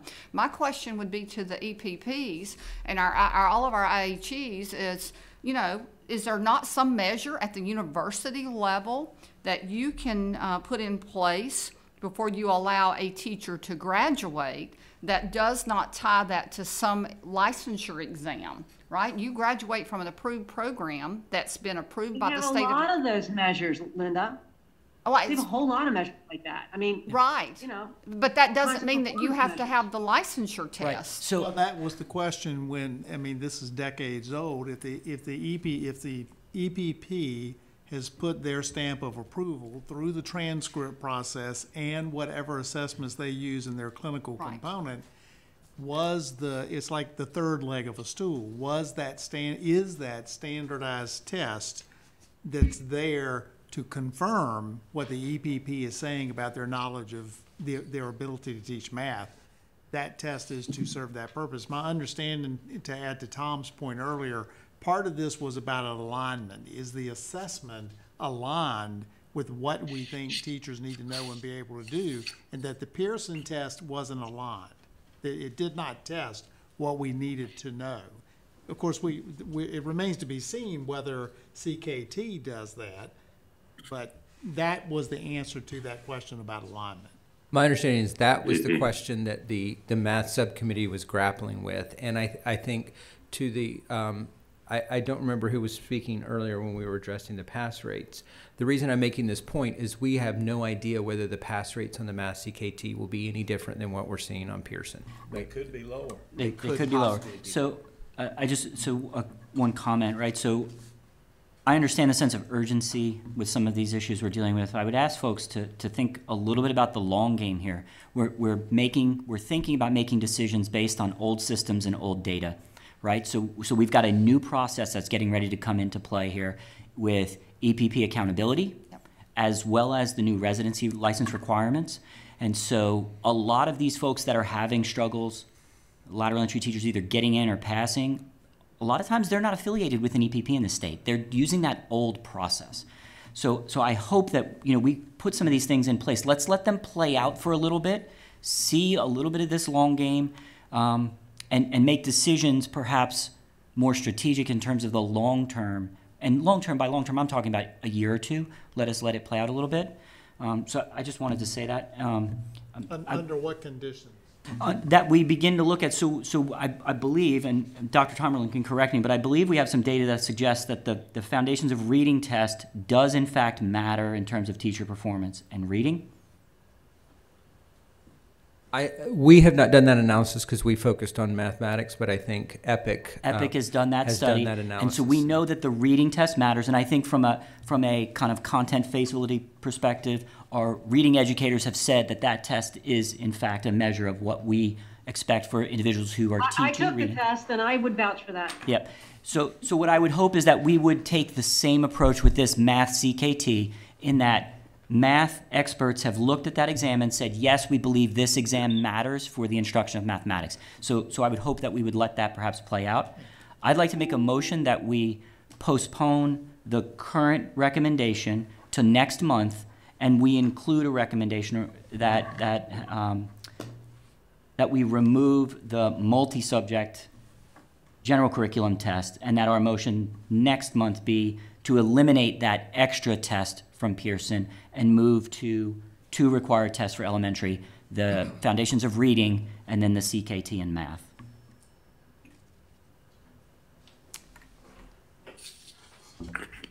So you're saying for this month, the multi-subject test, recommending that, and then for next month? No, I think we bring them both at the same time. Both, next okay. month.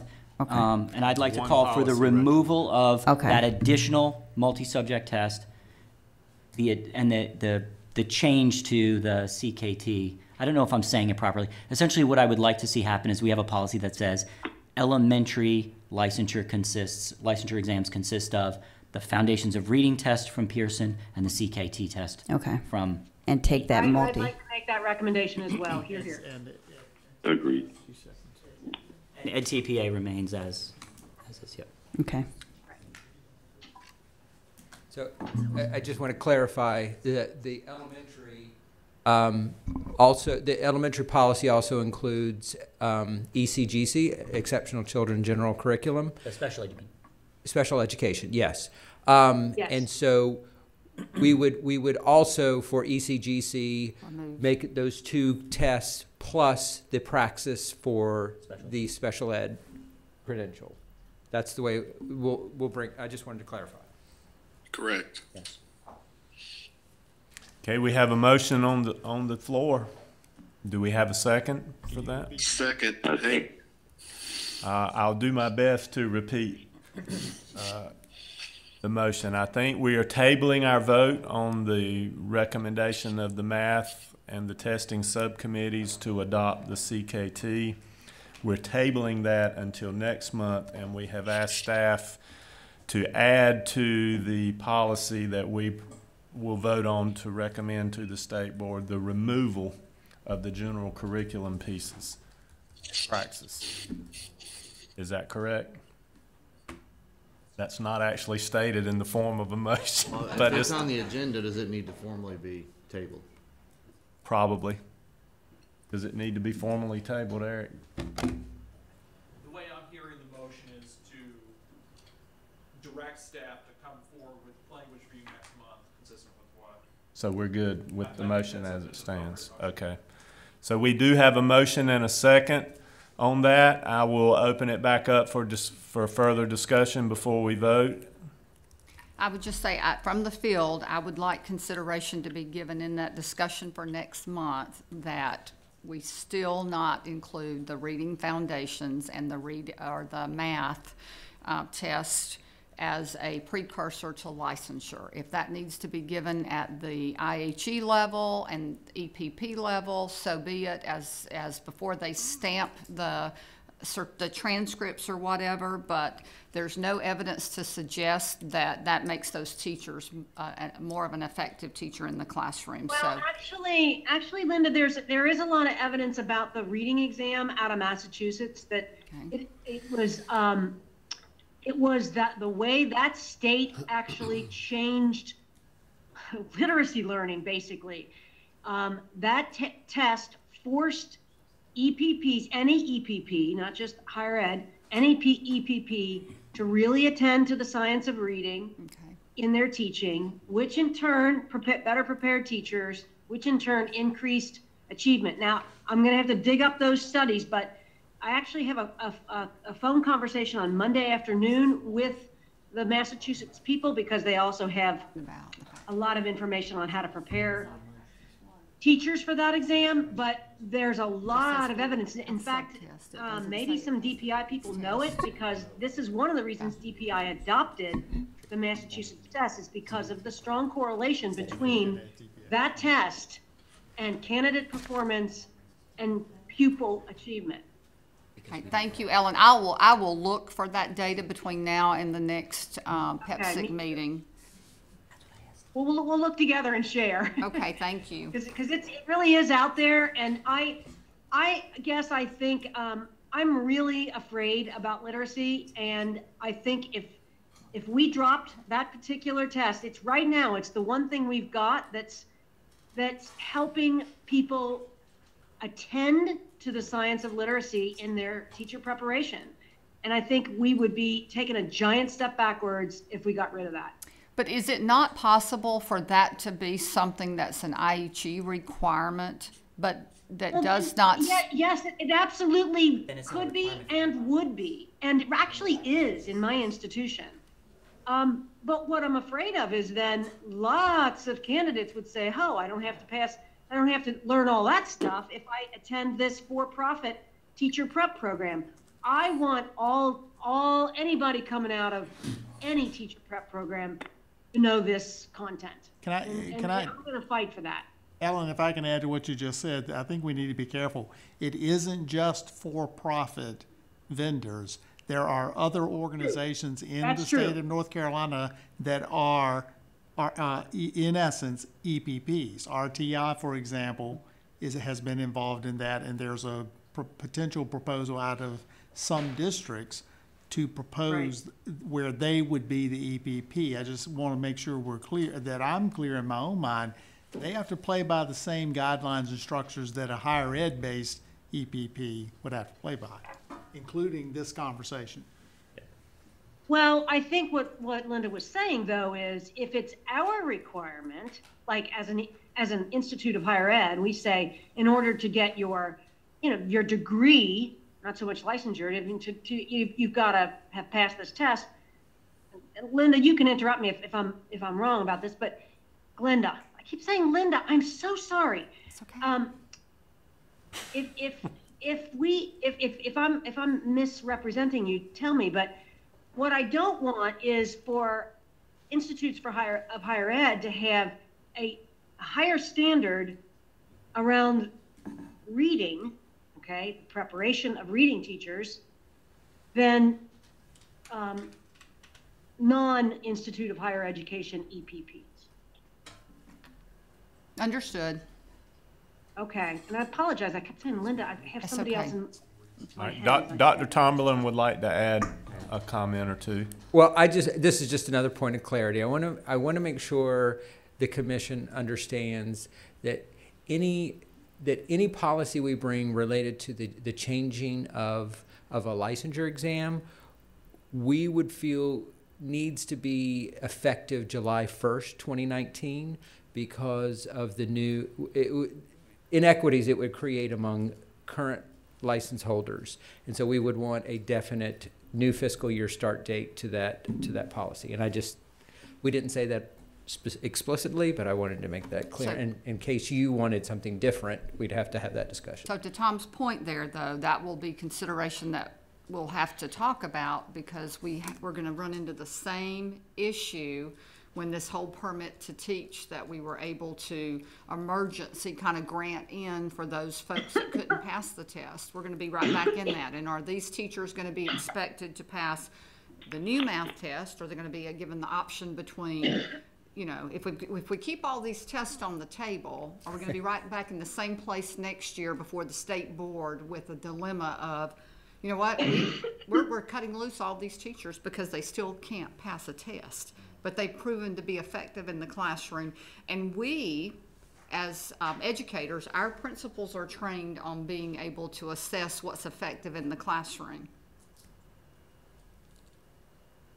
More of a sermon than a question. Sorry. No. That's and your sermon is directed at the choir. I am fully with you. We will be in this same situation.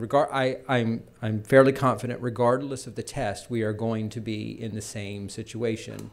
The other kind of catch we're in here is if we have a test with a certain pass rate, let's say it's 15%, those 15% are always going to not make. I mean, those 15% will be eliminated from the profession, and they will make their voice known with people who have the authority to advocate on their behalf. And if we have a test that has a 100% pass rate, there's no point in having a test. So you're always going to be stuck with that. And at some point, the board, if pass rate is the thing we focus on, at some point, the board and the commission are going to have to arrive at some number that's acceptable, and they'll have to hold the line on that. Otherwise, there's no point of even having a licensure exam, I think. Well, there is. Well, yes, except that last sentence, because we could require that they take the exam, not the commission of the state of North Carolina.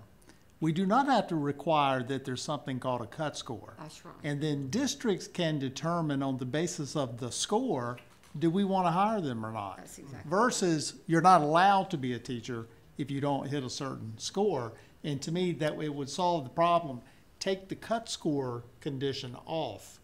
That doesn't mean that the test is not telling us something when you start looking at candidates relative to each other. The cut score is in statute, so that would require legislative change. A minimum prescribed score is what the law says. But if we could go back and remove that, it would solve the problem Glenda's talking about. Leave it to the district who they want to hire, but you've got to provide that score. Because it just says a minimum prescribed score, right? It does say that. Is there a national average cut score on each of the vendor-created exams? Well, there's not really going to be on the newest math test because there are only a handful of states now doing that. When the candidate completes an EPP program and they don't pass, they don't pass the test, they go to the top of the line as a lateral entry hire. They would be the most qualified lateral entry candidate the district could hire. They then are right back into the problem of if they don't pass the test within 3 years, they cannot remain in that position. I'm saying as a higher ed person, our job is to make sure they have scored as well as they can on that exam. The superintendent and the board and the personnel director can decide, is that score high enough to hire? Which is different from a cut score. I understand. I think the issue is around the licensure. So the license is a state function, and the state has to, and then employment is a local function. But we could propose as a commission to the board that the issue of the cut score needs to change. Statutory, it's not state board. That's what I mean. But the prescribed minimum score is within the realm of policy. Well, it is. Right. So you could, theoretically, one could set the cut score at 1. And and if UNCW, for example, had a lot of 1s, the state board could go say, we're not happy that you're producing teachers who make 1. You need to do something about that, whoever the EPP is. But the problem is we're creating for districts, the cut score is keeping those people from being teachers. That's different from a preparation. And from the field, we could absolutely support that, because what it looks like right now, and no offense to any IHE, but it looks like IHEs are not preparing these teachers to take an exam that's keeping them from teaching, and we're putting them back through a remediation by either putting them through reading foundations class, math foundations class, or we're sending them to training, additional training that they have to pay for so that they can pass a test, because the IHE, and I'm not meaning this, right, but that the IHE didn't properly prepare them to be able to do that. The EPP. Or the EPP, Yes, there we go. sorry. EPP, because it wouldn't be any of you all. Some EPPs are preparing. I know, and you understand my example there. I'm not saying, you understand that, but I agree with, if the true goal here is to see what a teacher can or cannot do on a test, then allow districts the flexibility to look at that and say, well, you know, for us, whatever that minimum score is, I'm going to go ahead and hire you and get you licensed, because I might be able to give you some professional development in this district in the area of literacy, in the area of math. And all of us do that. We all put our teachers through local PD, and on-the-job training is what improves a teacher and makes them an effective teacher, not the test they took in the to come to us. It's just not. And there's a parallel in medicine already, because you don't have to be board certified to be a practitioner. A doctor can practice without board licensure. well, I could have gone the rest of my day without hearing that. Well, that's why when you check on who your primary care physician is going to be, you want to know that they're board certified as well as endorsed by a medical school to be a practitioner. And I think we're looking at a really important question, which is the EPP is preparing people. Where does the state intervene and say, we don't care who you want to hire, they're not qualified by virtue of these indicators? So, and I don't disagree with any of that, but we have a motion and a second on the table. What you all are talking about is another motion. So as soon as we vote, if you would like to make such a motion, we'll certainly entertain that, but I think we need to vote on the motion and the second. And I'm not sure I even remember what it's to carry forward the recommendation for the CKT into the December Pepsi meeting, and to have included in that policy recommendation for the state board the removal of the general curriculum testing requirement. So I'm guessing I can't make an amendment to that motion before we vote on it, because that motion itself is not a bad motion. If we could amend the motion to include language about the cut scores. Would it be better in a separate two motions? All right, so we've discussed it. All in favor of the motion as best that I could recall it there, if you would please say aye. Aye. Aye. Aye. Those who are opposed? No. No. Okay, we need to do a roll call vote.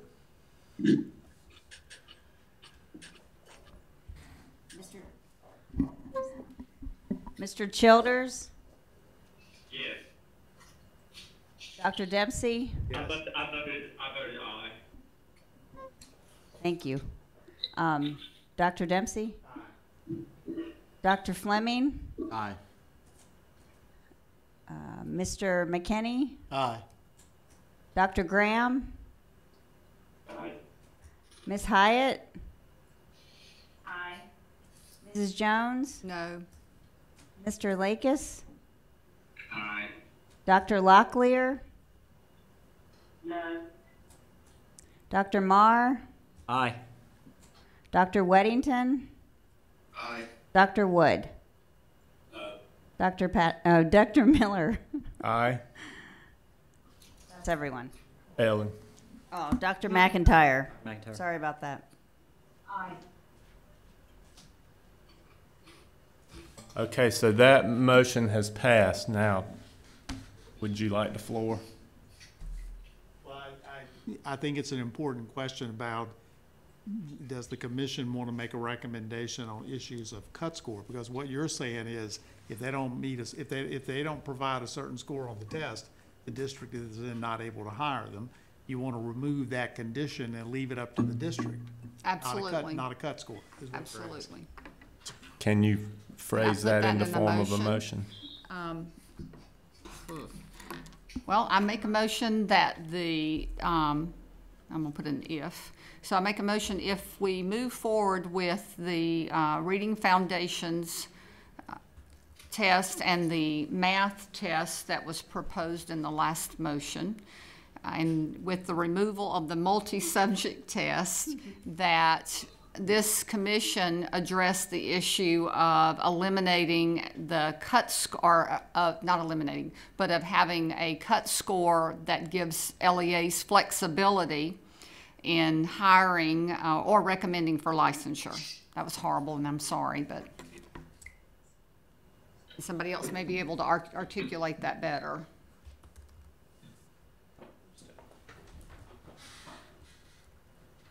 This is Eric Snyder, counsel for the board and DPI. And just a clarification question, are you asking that this commission revisit that question again in December, at its December meeting? Or are you recommending, pardon me, frog in my throat, are you recommending a move for a subcommittee to examine what that score would be, but rather just bring this to the table in December? We want to bring it to the table in December and as part of the motion that was just made.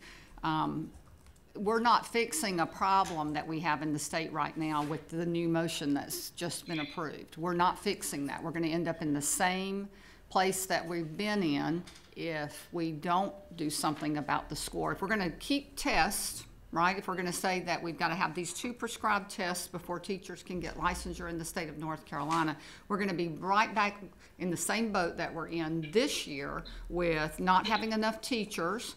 And then also right now with the permit to teach, we can't hire any more folks after January 25th underneath that special permit to teach. So I think the issue becomes, if we're going to replace the Math Foundations test with this new math test, which does appear to align, then why can we not also, this commission, propose something to do with the cut scores? Let me try to recap, and you can please correct me if I don't get it right. The motion would be for the Pepsi Commission to examine the issue of a set cut score at whatever level to facilitate local decision-making with respect to evaluation of how teacher candidates perform on the test. So essentially revisit this issue in December as a discussion item. Am I hearing that right? Well, you're hearing that as a motion to be made, and it can be discussed at the next meeting. We just need, it needs to be part of. I'm not going to vote for the additional tests, and I understand that we've got a majority that will, but I'm not going to, because I'm representing the field, and the problem becomes that we have teacher vacancies that can't be filled, and just giving one more test doesn't prove that we have an effective teacher. But giving those tests and maybe saying the cut score doesn't have to be here or here, or giving flexibilities, that's probably the best idea I've heard in a very long time around testing. So let me just say that to Dr. Dempsey. Glenda, this is Hank. I do want to mention the accountability issue. So let's say somebody at my institution takes the reading exam, which we find is highly valid, and does poorly on it, doesn't have to take it again, and we let them graduate from our program. We don't want to give them licensure, but the district may choose to give them licensure. Are we still accountable for test scores and anything else that might happen to them after they leave us? Right. Pass rates. Yeah, we would still be, well, we would be accountable under our IHE report card. We would be accountable under federal Title II reporting. Yeah, so we would still be accountable for that. I have real concerns with. I think that's huge. Yeah, It's so. really huge. That would totally stink. So I think these need to be two different policies, right? So we have a policy about what tests we would require, and then cut scores would be, for me, would be a different policy. As I understand the motion would be for this issue to come back before the board in December, and perhaps a direction to staff to come forward with some sort of presentation on this so that this discussion can continue. I think so. I think that'll just be the motion, and then we can discuss It would be that helpful, more. right? Excuse me, to the commission, yes. And if it's possible, it would be helpful to have data to understand exactly how many teachers we're talking about, because I'm not sure how many elementary and or special education teachers are impacted by the test. How many would be or are, or is it right? I would rather not make this decision blind of the data. If it is a relatively small number of teachers, I have a hard time making a policy for such a small group. But if it's a really large number of people that are impacted by this, then I'm certainly open to a conversation around it. So I think one of the things that we struggle with within the field, it's not just a testing issue, because we're talking in-state now. So one of the things that we've talked about are the barriers that are preventing us from getting out-of-state teachers here. So I'm not sure if Tom's going to be able to bring data around that topic, but what I will bring data around in December will be about the number of vacancies that we currently have in the state of North Carolina, where the pool is just not there, right? And we're not getting teachers. Yeah, and I want to be clear, Glenda. Everyone, we are having trouble remotely hearing part of this conversation clearly. Sorry. Yeah. Glenda, just to be clear, I believe the candidates should be subjected to the test. The question is, what is the meaning of the score? And according in Senate Bill 599, it's in 115 CE 27015, examination score requirements and establishment of minimum scores. The question I have is, in the longer discussion, can the state board establish what they believe are indicators of, or evidence of ability to practice? And we set those parameters, or the state board sets those parameters. Can a district still hire a person who may not be at that standard? Once the state board says that, are they also saying, and therefore you cannot be a practitioner? And I agree with that. I think that's the problem we've just run into, is the fact that the state board did graciously grant us this. You have to attempt it in the first year. You got to pass it by the end of the second year and meet these minimum prescribed cut scores. And that's what has gotten us into the situation that we're in right now, is that we have folks that can't. And because we already have a large number of vacancies in the state, the potential this year to increase that number, because we were granted, the delay because they weren't passing it coming right out of the university. So then the state said, okay, you can attempt in the first year. If you don't pass it, you've got to pass it by the end of the second year. What we don't want is to end up in the same place next year with whatever number it is. But also let's remember that this doesn't exist in a vacuum, right? That we've also established policy around sanctions for EPPs that are failing to meet, right? So for years now, we've gone where we've not identified these individuals, we've not linked them back to a provider, and we're now putting policy in place that links all of these teachers back to providers, and so that we can have a true picture of which providers are failing to appropriately prepare individuals for these exams. And once we have that out in this kind of transparent way, we can have teachers making informed decisions about which providers they ought to attend, right? And then we as a body can also be looking at, from an accountability perspective, which providers are failing to meet their obligation to appropriately prepare teachers. Relative to a minimum score. Relative to a minimum, yeah. In addition to other factors, it's not just the licensure exam, remember, for EPP kind of sanctions, right? We're also looking at EdTPA performance, we're looking at employer surveys, and we're looking at other factors. But I think we've not really done that, and I think that's my word of kind of this, a little bit of letting it play out a little bit. Let's let the accountability factors come into play here next year. Let's let the tests kind of come into play next year. And so I think I'm just asking for just a little bit of patience. And I know it's urgent. Like I understand the urgency of the teacher shortage. I absolutely do. I get really concerned when I think we are continuing to go down a path of having underprepared individuals. And then what happens is we have folks coming back to EPPs and telling us we're doing a horrible job of preparing teachers when we're not preparing those people. Right, and we're living in an alternative universe already, because on the one hand, we're saying this. On the other hand, we have fields where people can praxis in. That is a policy conundrum, because if we believe what we've just discussed about the test, but then we turn around and say, in some fields like gifted, you don't need any preparation, just pass the test. And so what I think is a policy issue is it's incumbent upon the commission to say what are reasonable indicators of a person's ability to practice. So I would be the first to say no one should be able to praxis into any teaching situation, regardless of whatever their previous situations were, if they don't have some evidence of a preparation component to complement the test. And so I think once we deal with this dilemma, we've got the opposite, which is around the praxis in problem. I think it's a little different because you're talking about a first time going into teaching versus taking the subject area assessments to become licensed in that area. Am I correct in saying that? If you're elementary and you pass the test and gifted, you're a gifted teacher. Right. Correct, but you've gone through the gatekeeping, if you will, to become an educator. I think that's if you get where I'm going with, I agree with what you're saying for the most part. I don't know that we need to either worry about or get too much more strict in adding licensure areas on as much as we are of just coming into teaching, if that makes sense. It may not.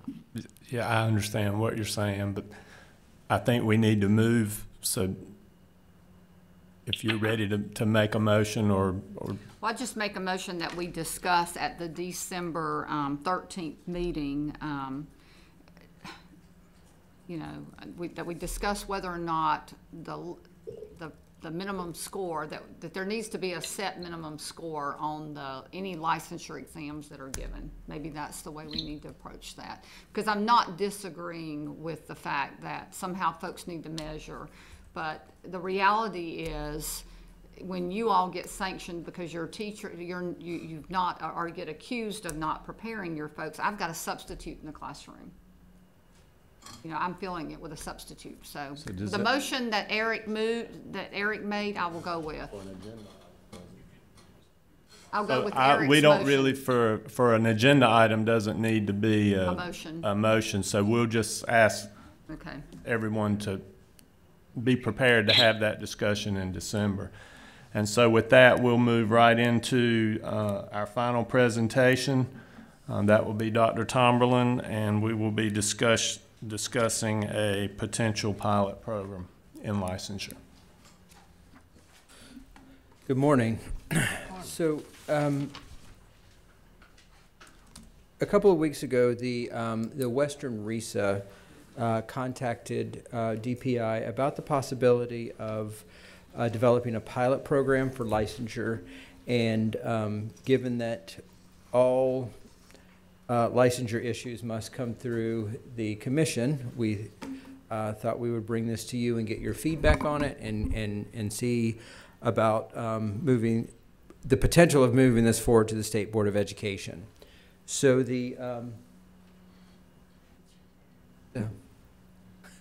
so this is related to LICN 001 for out-of-state individuals with 3 or more years of experience. They have the opportunity to leverage the Foundations of Reading and Mathematics courses that are offered by DPI. Those courses are 5-day courses, which culminate in an assessment. If the out-of-state teacher with 3 more years of experience takes those courses and pass the associated assessment, then we will grant them North Carolina licensure. It's a pathway other than taking the Pearson test, but it's only available to a specific subgroup. And I know that there's policy pending that would change that, but I'm going to, for this presentation, just act like the current policies are still in place. So under this proposal, the Western RESA is asking, are you driving? Okay, no, that's fine. Okay, so the Western RESA is asking that North Carolina teachers with any experience level in the employed in a North Carolina school system or an LEA, if they've taken the Pearson once and they fail it, then the RESA wants to enroll them in these courses for the purposes of meeting licensure. So they would not take the Pearson again. They would instead enroll in the RESA's administration of the Foundations of Reading and Mathematics courses, and they would take those the test associated with those courses, and from there they would be granted. Now this says a continuing license. That, of course, this would only be a partial fulfillment of any requirements for a license. The teacher would have to have more than 3 years of experience to have a continuing license. But the gist of it is that they would clear the license, or the license exam portion of this. So just to give you a recap of what courses we're talking about, these courses were created by our Exceptional Children's Division in 2007. And the instructors, there's a very strict training protocol for these instructors and requirements associated with becoming an instructor. And the impetus of this program was to help prepare initially EC teachers to pass the Pearson test associated with elementary education, or not the Pearson test, but the test of record for elementary education. And so that service was provided. This was funded through a federal grant. And so this is just an overview of those 2 courses. They're 5 days. They focus on, there's an 80% alignment between this course and the domains of the Foundations of Reading and Mathematics courses, licensure exam. And then finally, the pilot proposes to compare the performance data of teachers. Now this says student performance. We're presenting to you what was written. We would, of course, have to discuss this, and there's some feedback that I would want to give the RESA on this. Is you'd want to prepare, I think, student growth of teachers for the course completers versus those who successfully passed the Pearson exam on the first trial. So basically, they're building in this evaluation of their theory of action here, that these teachers will be just as good teachers if they pass the Pearson, the Foundation of Reading and Mathematics courses and exam than if they pass the Pearson. So what this commission needs to consider are some of the equity. Well, first, the equity issues regarding approving a pilot such as this. So, can we hold one group of teachers in the state to a different standard than we do other teachers across the state? What happens inevitably when a teacher who's just on the other side of that Western RESA does not pass their licensure exam, but they don't have the opportunity to take the Pearson and they have to go. I mean, they don't have the opportunity to take the foundations of reading and mathematics courses to satisfy the requirement. They have to go back and take the Pearson.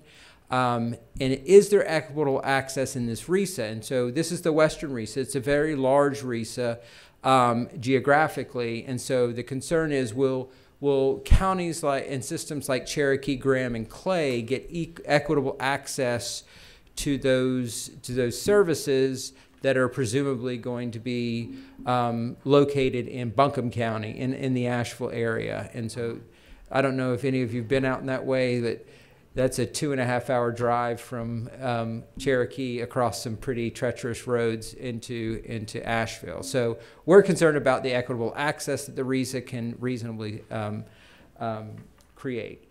The other issue we have here is, does the RESA have the capacity to administer the pilot program? We do know that Buncombe County is one of the counties that trains quite regularly on this, so it appears that they probably do. However, there is a part of this process. Teachers in this training are given learning exercises, that basically homework. That homework is graded, and it's graded by people who have been specifically trained on these learning exercises, and those graders, those evaluators of the learning exercises have a very high inter-rater reliability in their feedback and in the way they grade those learning exercises. That they are at capacity right now. They could not possibly provide this service to the Western RESA if that expanded beyond that. And so it is impossible for us to disentangle whether this learning exercise is part of the process that helps teachers pass the Pearson. So just to be clear here, teachers who take these foundations of reading and mathematics courses, pass the associated tests, and then go on to take the Pearson have a very high pass rate relative to those who don't do it. And so, but what we can't say is if teachers did not get these learning exercises, if that was not part of the process, would that same pass rate, that same correlation to the Pearson test hold? We don't know. We can't say, but this is a big part of it. NCDPI could not possibly take on an entire RESA's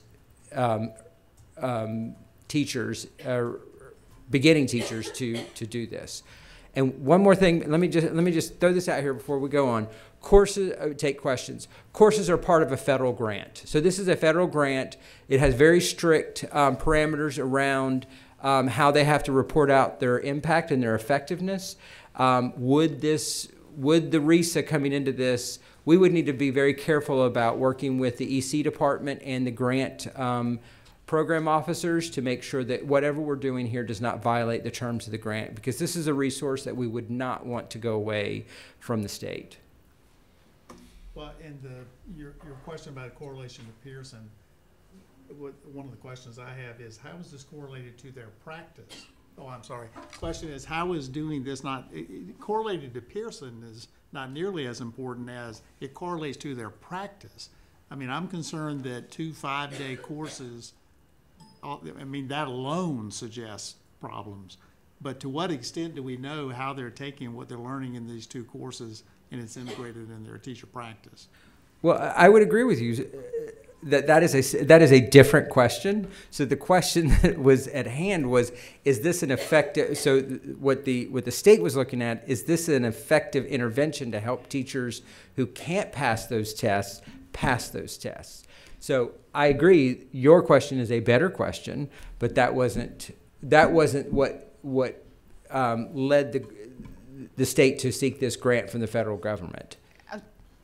Well, I was going to say, we've come full circle again to the whole question of we're remediating teachers so that they can pass a test. Now, on behalf of the reading foundations and the math foundations as professional development, it is my understanding that it is some of the best professional development that is offered in the field, which goes back to my earlier question of why can't districts just do that to meet the letter of providing reading and math training? changing. But we're right back to that topic. And then I would also say, and you alluded to that earlier, Tom, that, you know, the subcommittee for LICN 001 has been prepared for some time to bring that forward to this commission, which would address a lot of this, and it's been before the state task force on teacher recruitment, retention, and credentialing. It's been before state PANC. We discussed it again last Friday in the Northwest and Southwest region, and I have numerous emails and letters coming in from across the state saying, you know, why are we not? We discussed this at PANC. Why are we not bringing that forward, which would address all of this? And as I look at this, you know, great work on the part of the Western RESA in coming up with another plan to try to get our teachers licensed in the state of North Carolina by remediating them so they can pass the test. I mean, that's great work, but again, it's not fixing the root problem, which was we're giving teachers tests to get them licensed in the state of North Carolina that they're not prepared to take, that really is not measuring whether they're effective in the classroom. Outside of, I'm going to read the research on the Massachusetts part of that, but we're still right back to the same issue. And I know we've said yesterday we would put LICN 001 subcommittee on the December agenda, but you know, I've been repeatedly told that we can't talk about all those changes yet because we want to put it all in administrative code. Well, not all of these things are going in administrative code, yet they impact LICN 001. So I want to make that, you know, that clear today. I don't understand what you mean there. I've been told multiple times now as part of this commission and the subcommittee on the LICN 001 in making some changes and recommendations from that subcommittee that we can't bring that forward yet because we want to look at the whole policy in its entirety before we make changes. And we talked about that on Friday, and at Friday's Northwest and Southwest meeting, you said, no, you didn't mean that we couldn't bring this forward, the LICN 001 from the subcommittee. But then yesterday I had another conversation where I was told that legal was advising that all of this needed to go into administrative code before we make changes. So I guess what I'm asking is, which is it? Do we get to move forward with recommendations, or is it just some things that we get to move forward with? So, actually, I think what was communicated was we want to make sure we do a comprehensive review of LICN 001 before making changes which have to go into administrative code. So the changes that you've made, that you've recommended, we're amenable to those, but there are other things that have to be done to LICN 001 in order to get ready to put it into administrative code. We would prefer to make those changes, those larger changes, all at once, so we're not coming back to the Pepsi and the state board multiple times to make changes to the same policy. So this is not a policy.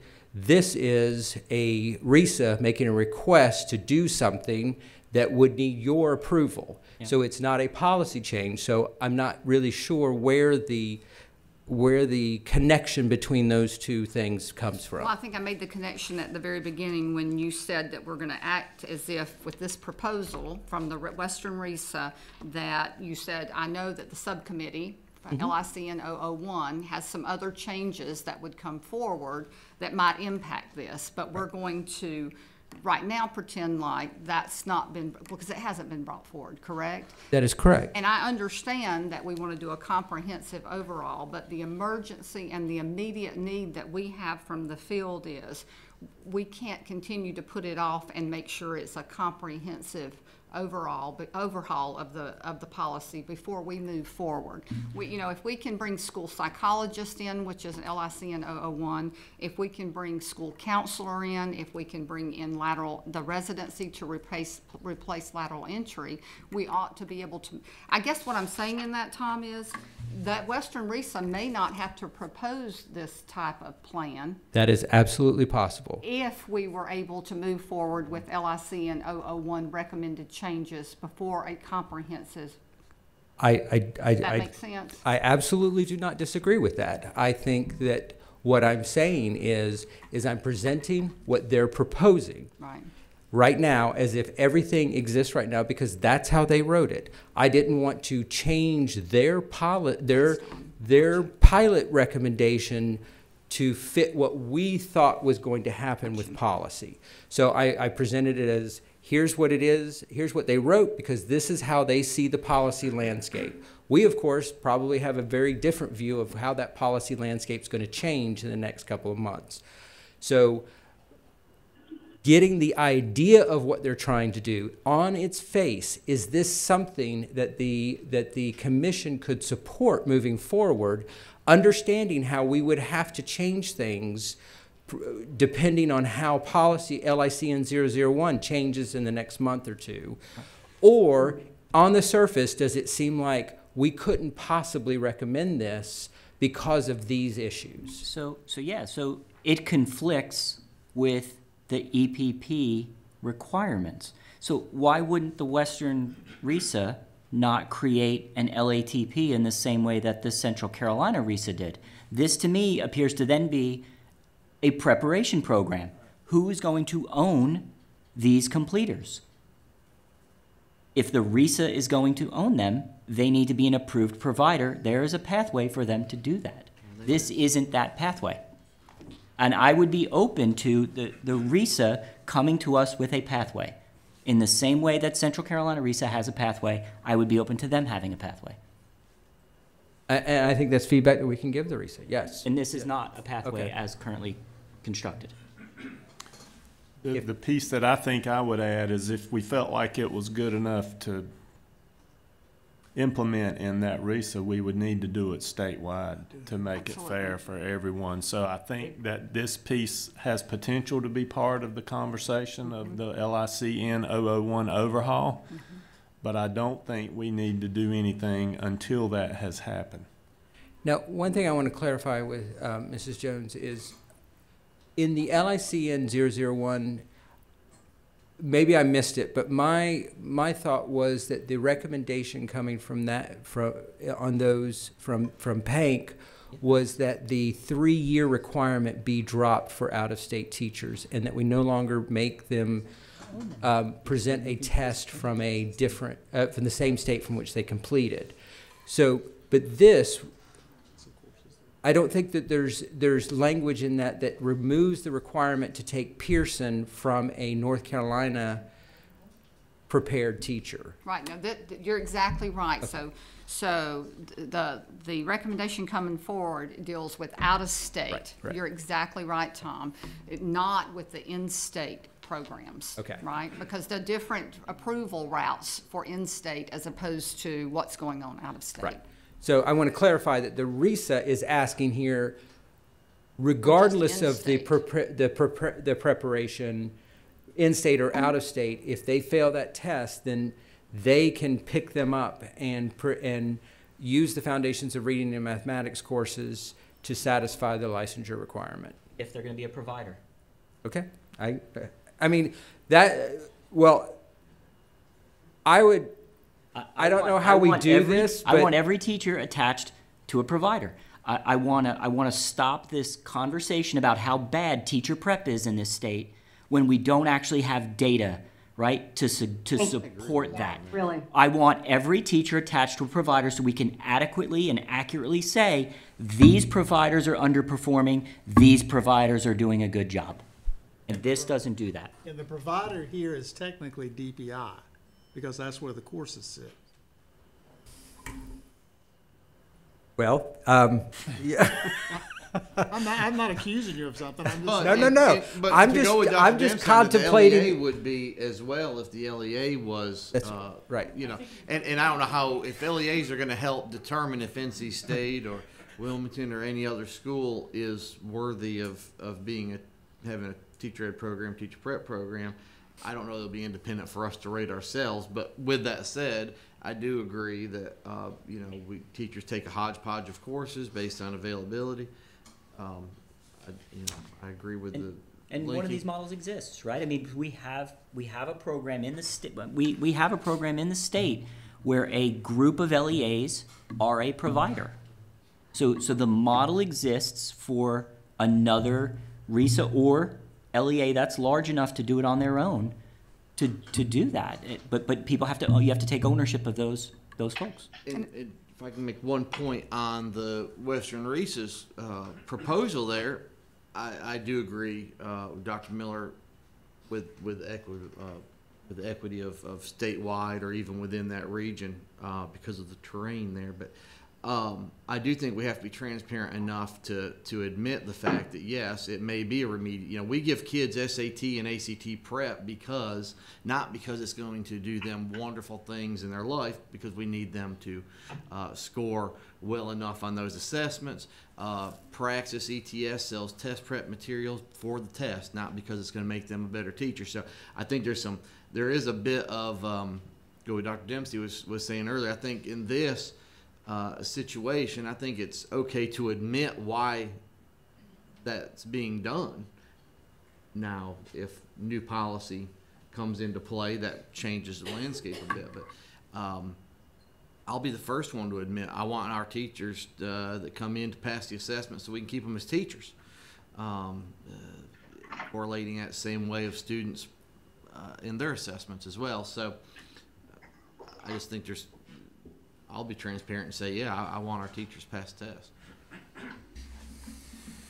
So I think from what I'm hearing, and that our staff could craft a response to the Western RESA on behalf of the commission, suggesting that this seems like a viable, well, I need to be clear. Can we overcome the equity hurdle? If we made them an EPP, could we overcome the equity hurdle? Because I think it is definitely going to become an issue. If teachers get wind that I failed my Pearson and I have to take it until I pass it, but these teachers over here in Region 8 get to do this other thing, I think we're going to have to withstand that political maelstrom as it arises. I also think I agree with that statement. I think we really need to think this out. I agree. I think a pilot program is great. I think it's a good way to test the effectiveness of a program. But I think when you're looking at teachers all across this state that's struggling to pass this test, and you're offering this opportunity to just a small group of teachers in one area of the state, then you're going to have teachers all across the state saying, why didn't I have this opportunity? So I think we really need to think about this before we proceed. I think it would be wonderful if this could happen all across the state. Maybe it's something that could happen all across the state and see if there's effectiveness with this program. But if you just take this and just look at one area, you're going to look at teachers in my district and other districts that are struggling to pass this test. And then they're going to say, well, why was it only offered to this group of people and not all across the state? So I have an issue with the equity problem. I just think it's not equitable to everybody in the state, and I think it opens Pandora's box, and I think we really need to think about this before we proceed. If it was an opportunity for every teacher in the state, then I would say yes. But if just because you're selecting a small group, and I understand the importance of a pilot program, however, we're looking at people's livelihoods here. I mean, we're looking at this. I just think this could be an issue. Mr. Chairman, do you know if either DPI or somebody could discuss with the Western RESA if they're the ones that want to lead it? One, could it be online or through some type of distance ed model, and could it still be offered statewide, even though it's Western RESA doing it? I think the challenge with the online piece is that there's those 6 performance tasks that have to be observed and graded by that, and there's already a capacity problem with the 6 people that are in DPI. I'm with you. Having to grade. Being a federal grant, is there any way that part of whatever their grant money is that could be looked at to have someone that grades it and goes through the process of? I'm just throwing out a possibility. So, I discussed this with the staff member who's running this program, and the response I got on could we train these consultants to offer this feedback is an estimate of of a year, maybe two, to get people installed that had that expertise. Level of inter-rater reliability. Right. I mean, I think this is a, this is one of those federal grants where they're doing the gold standard, and they've got to maintain some really high standards in order to continue the funding. I'm also worried this opens the door to, if we take we call these two courses, we assume they are some equivalent of a 3 credit hour course most people take when they're in a university or a community college.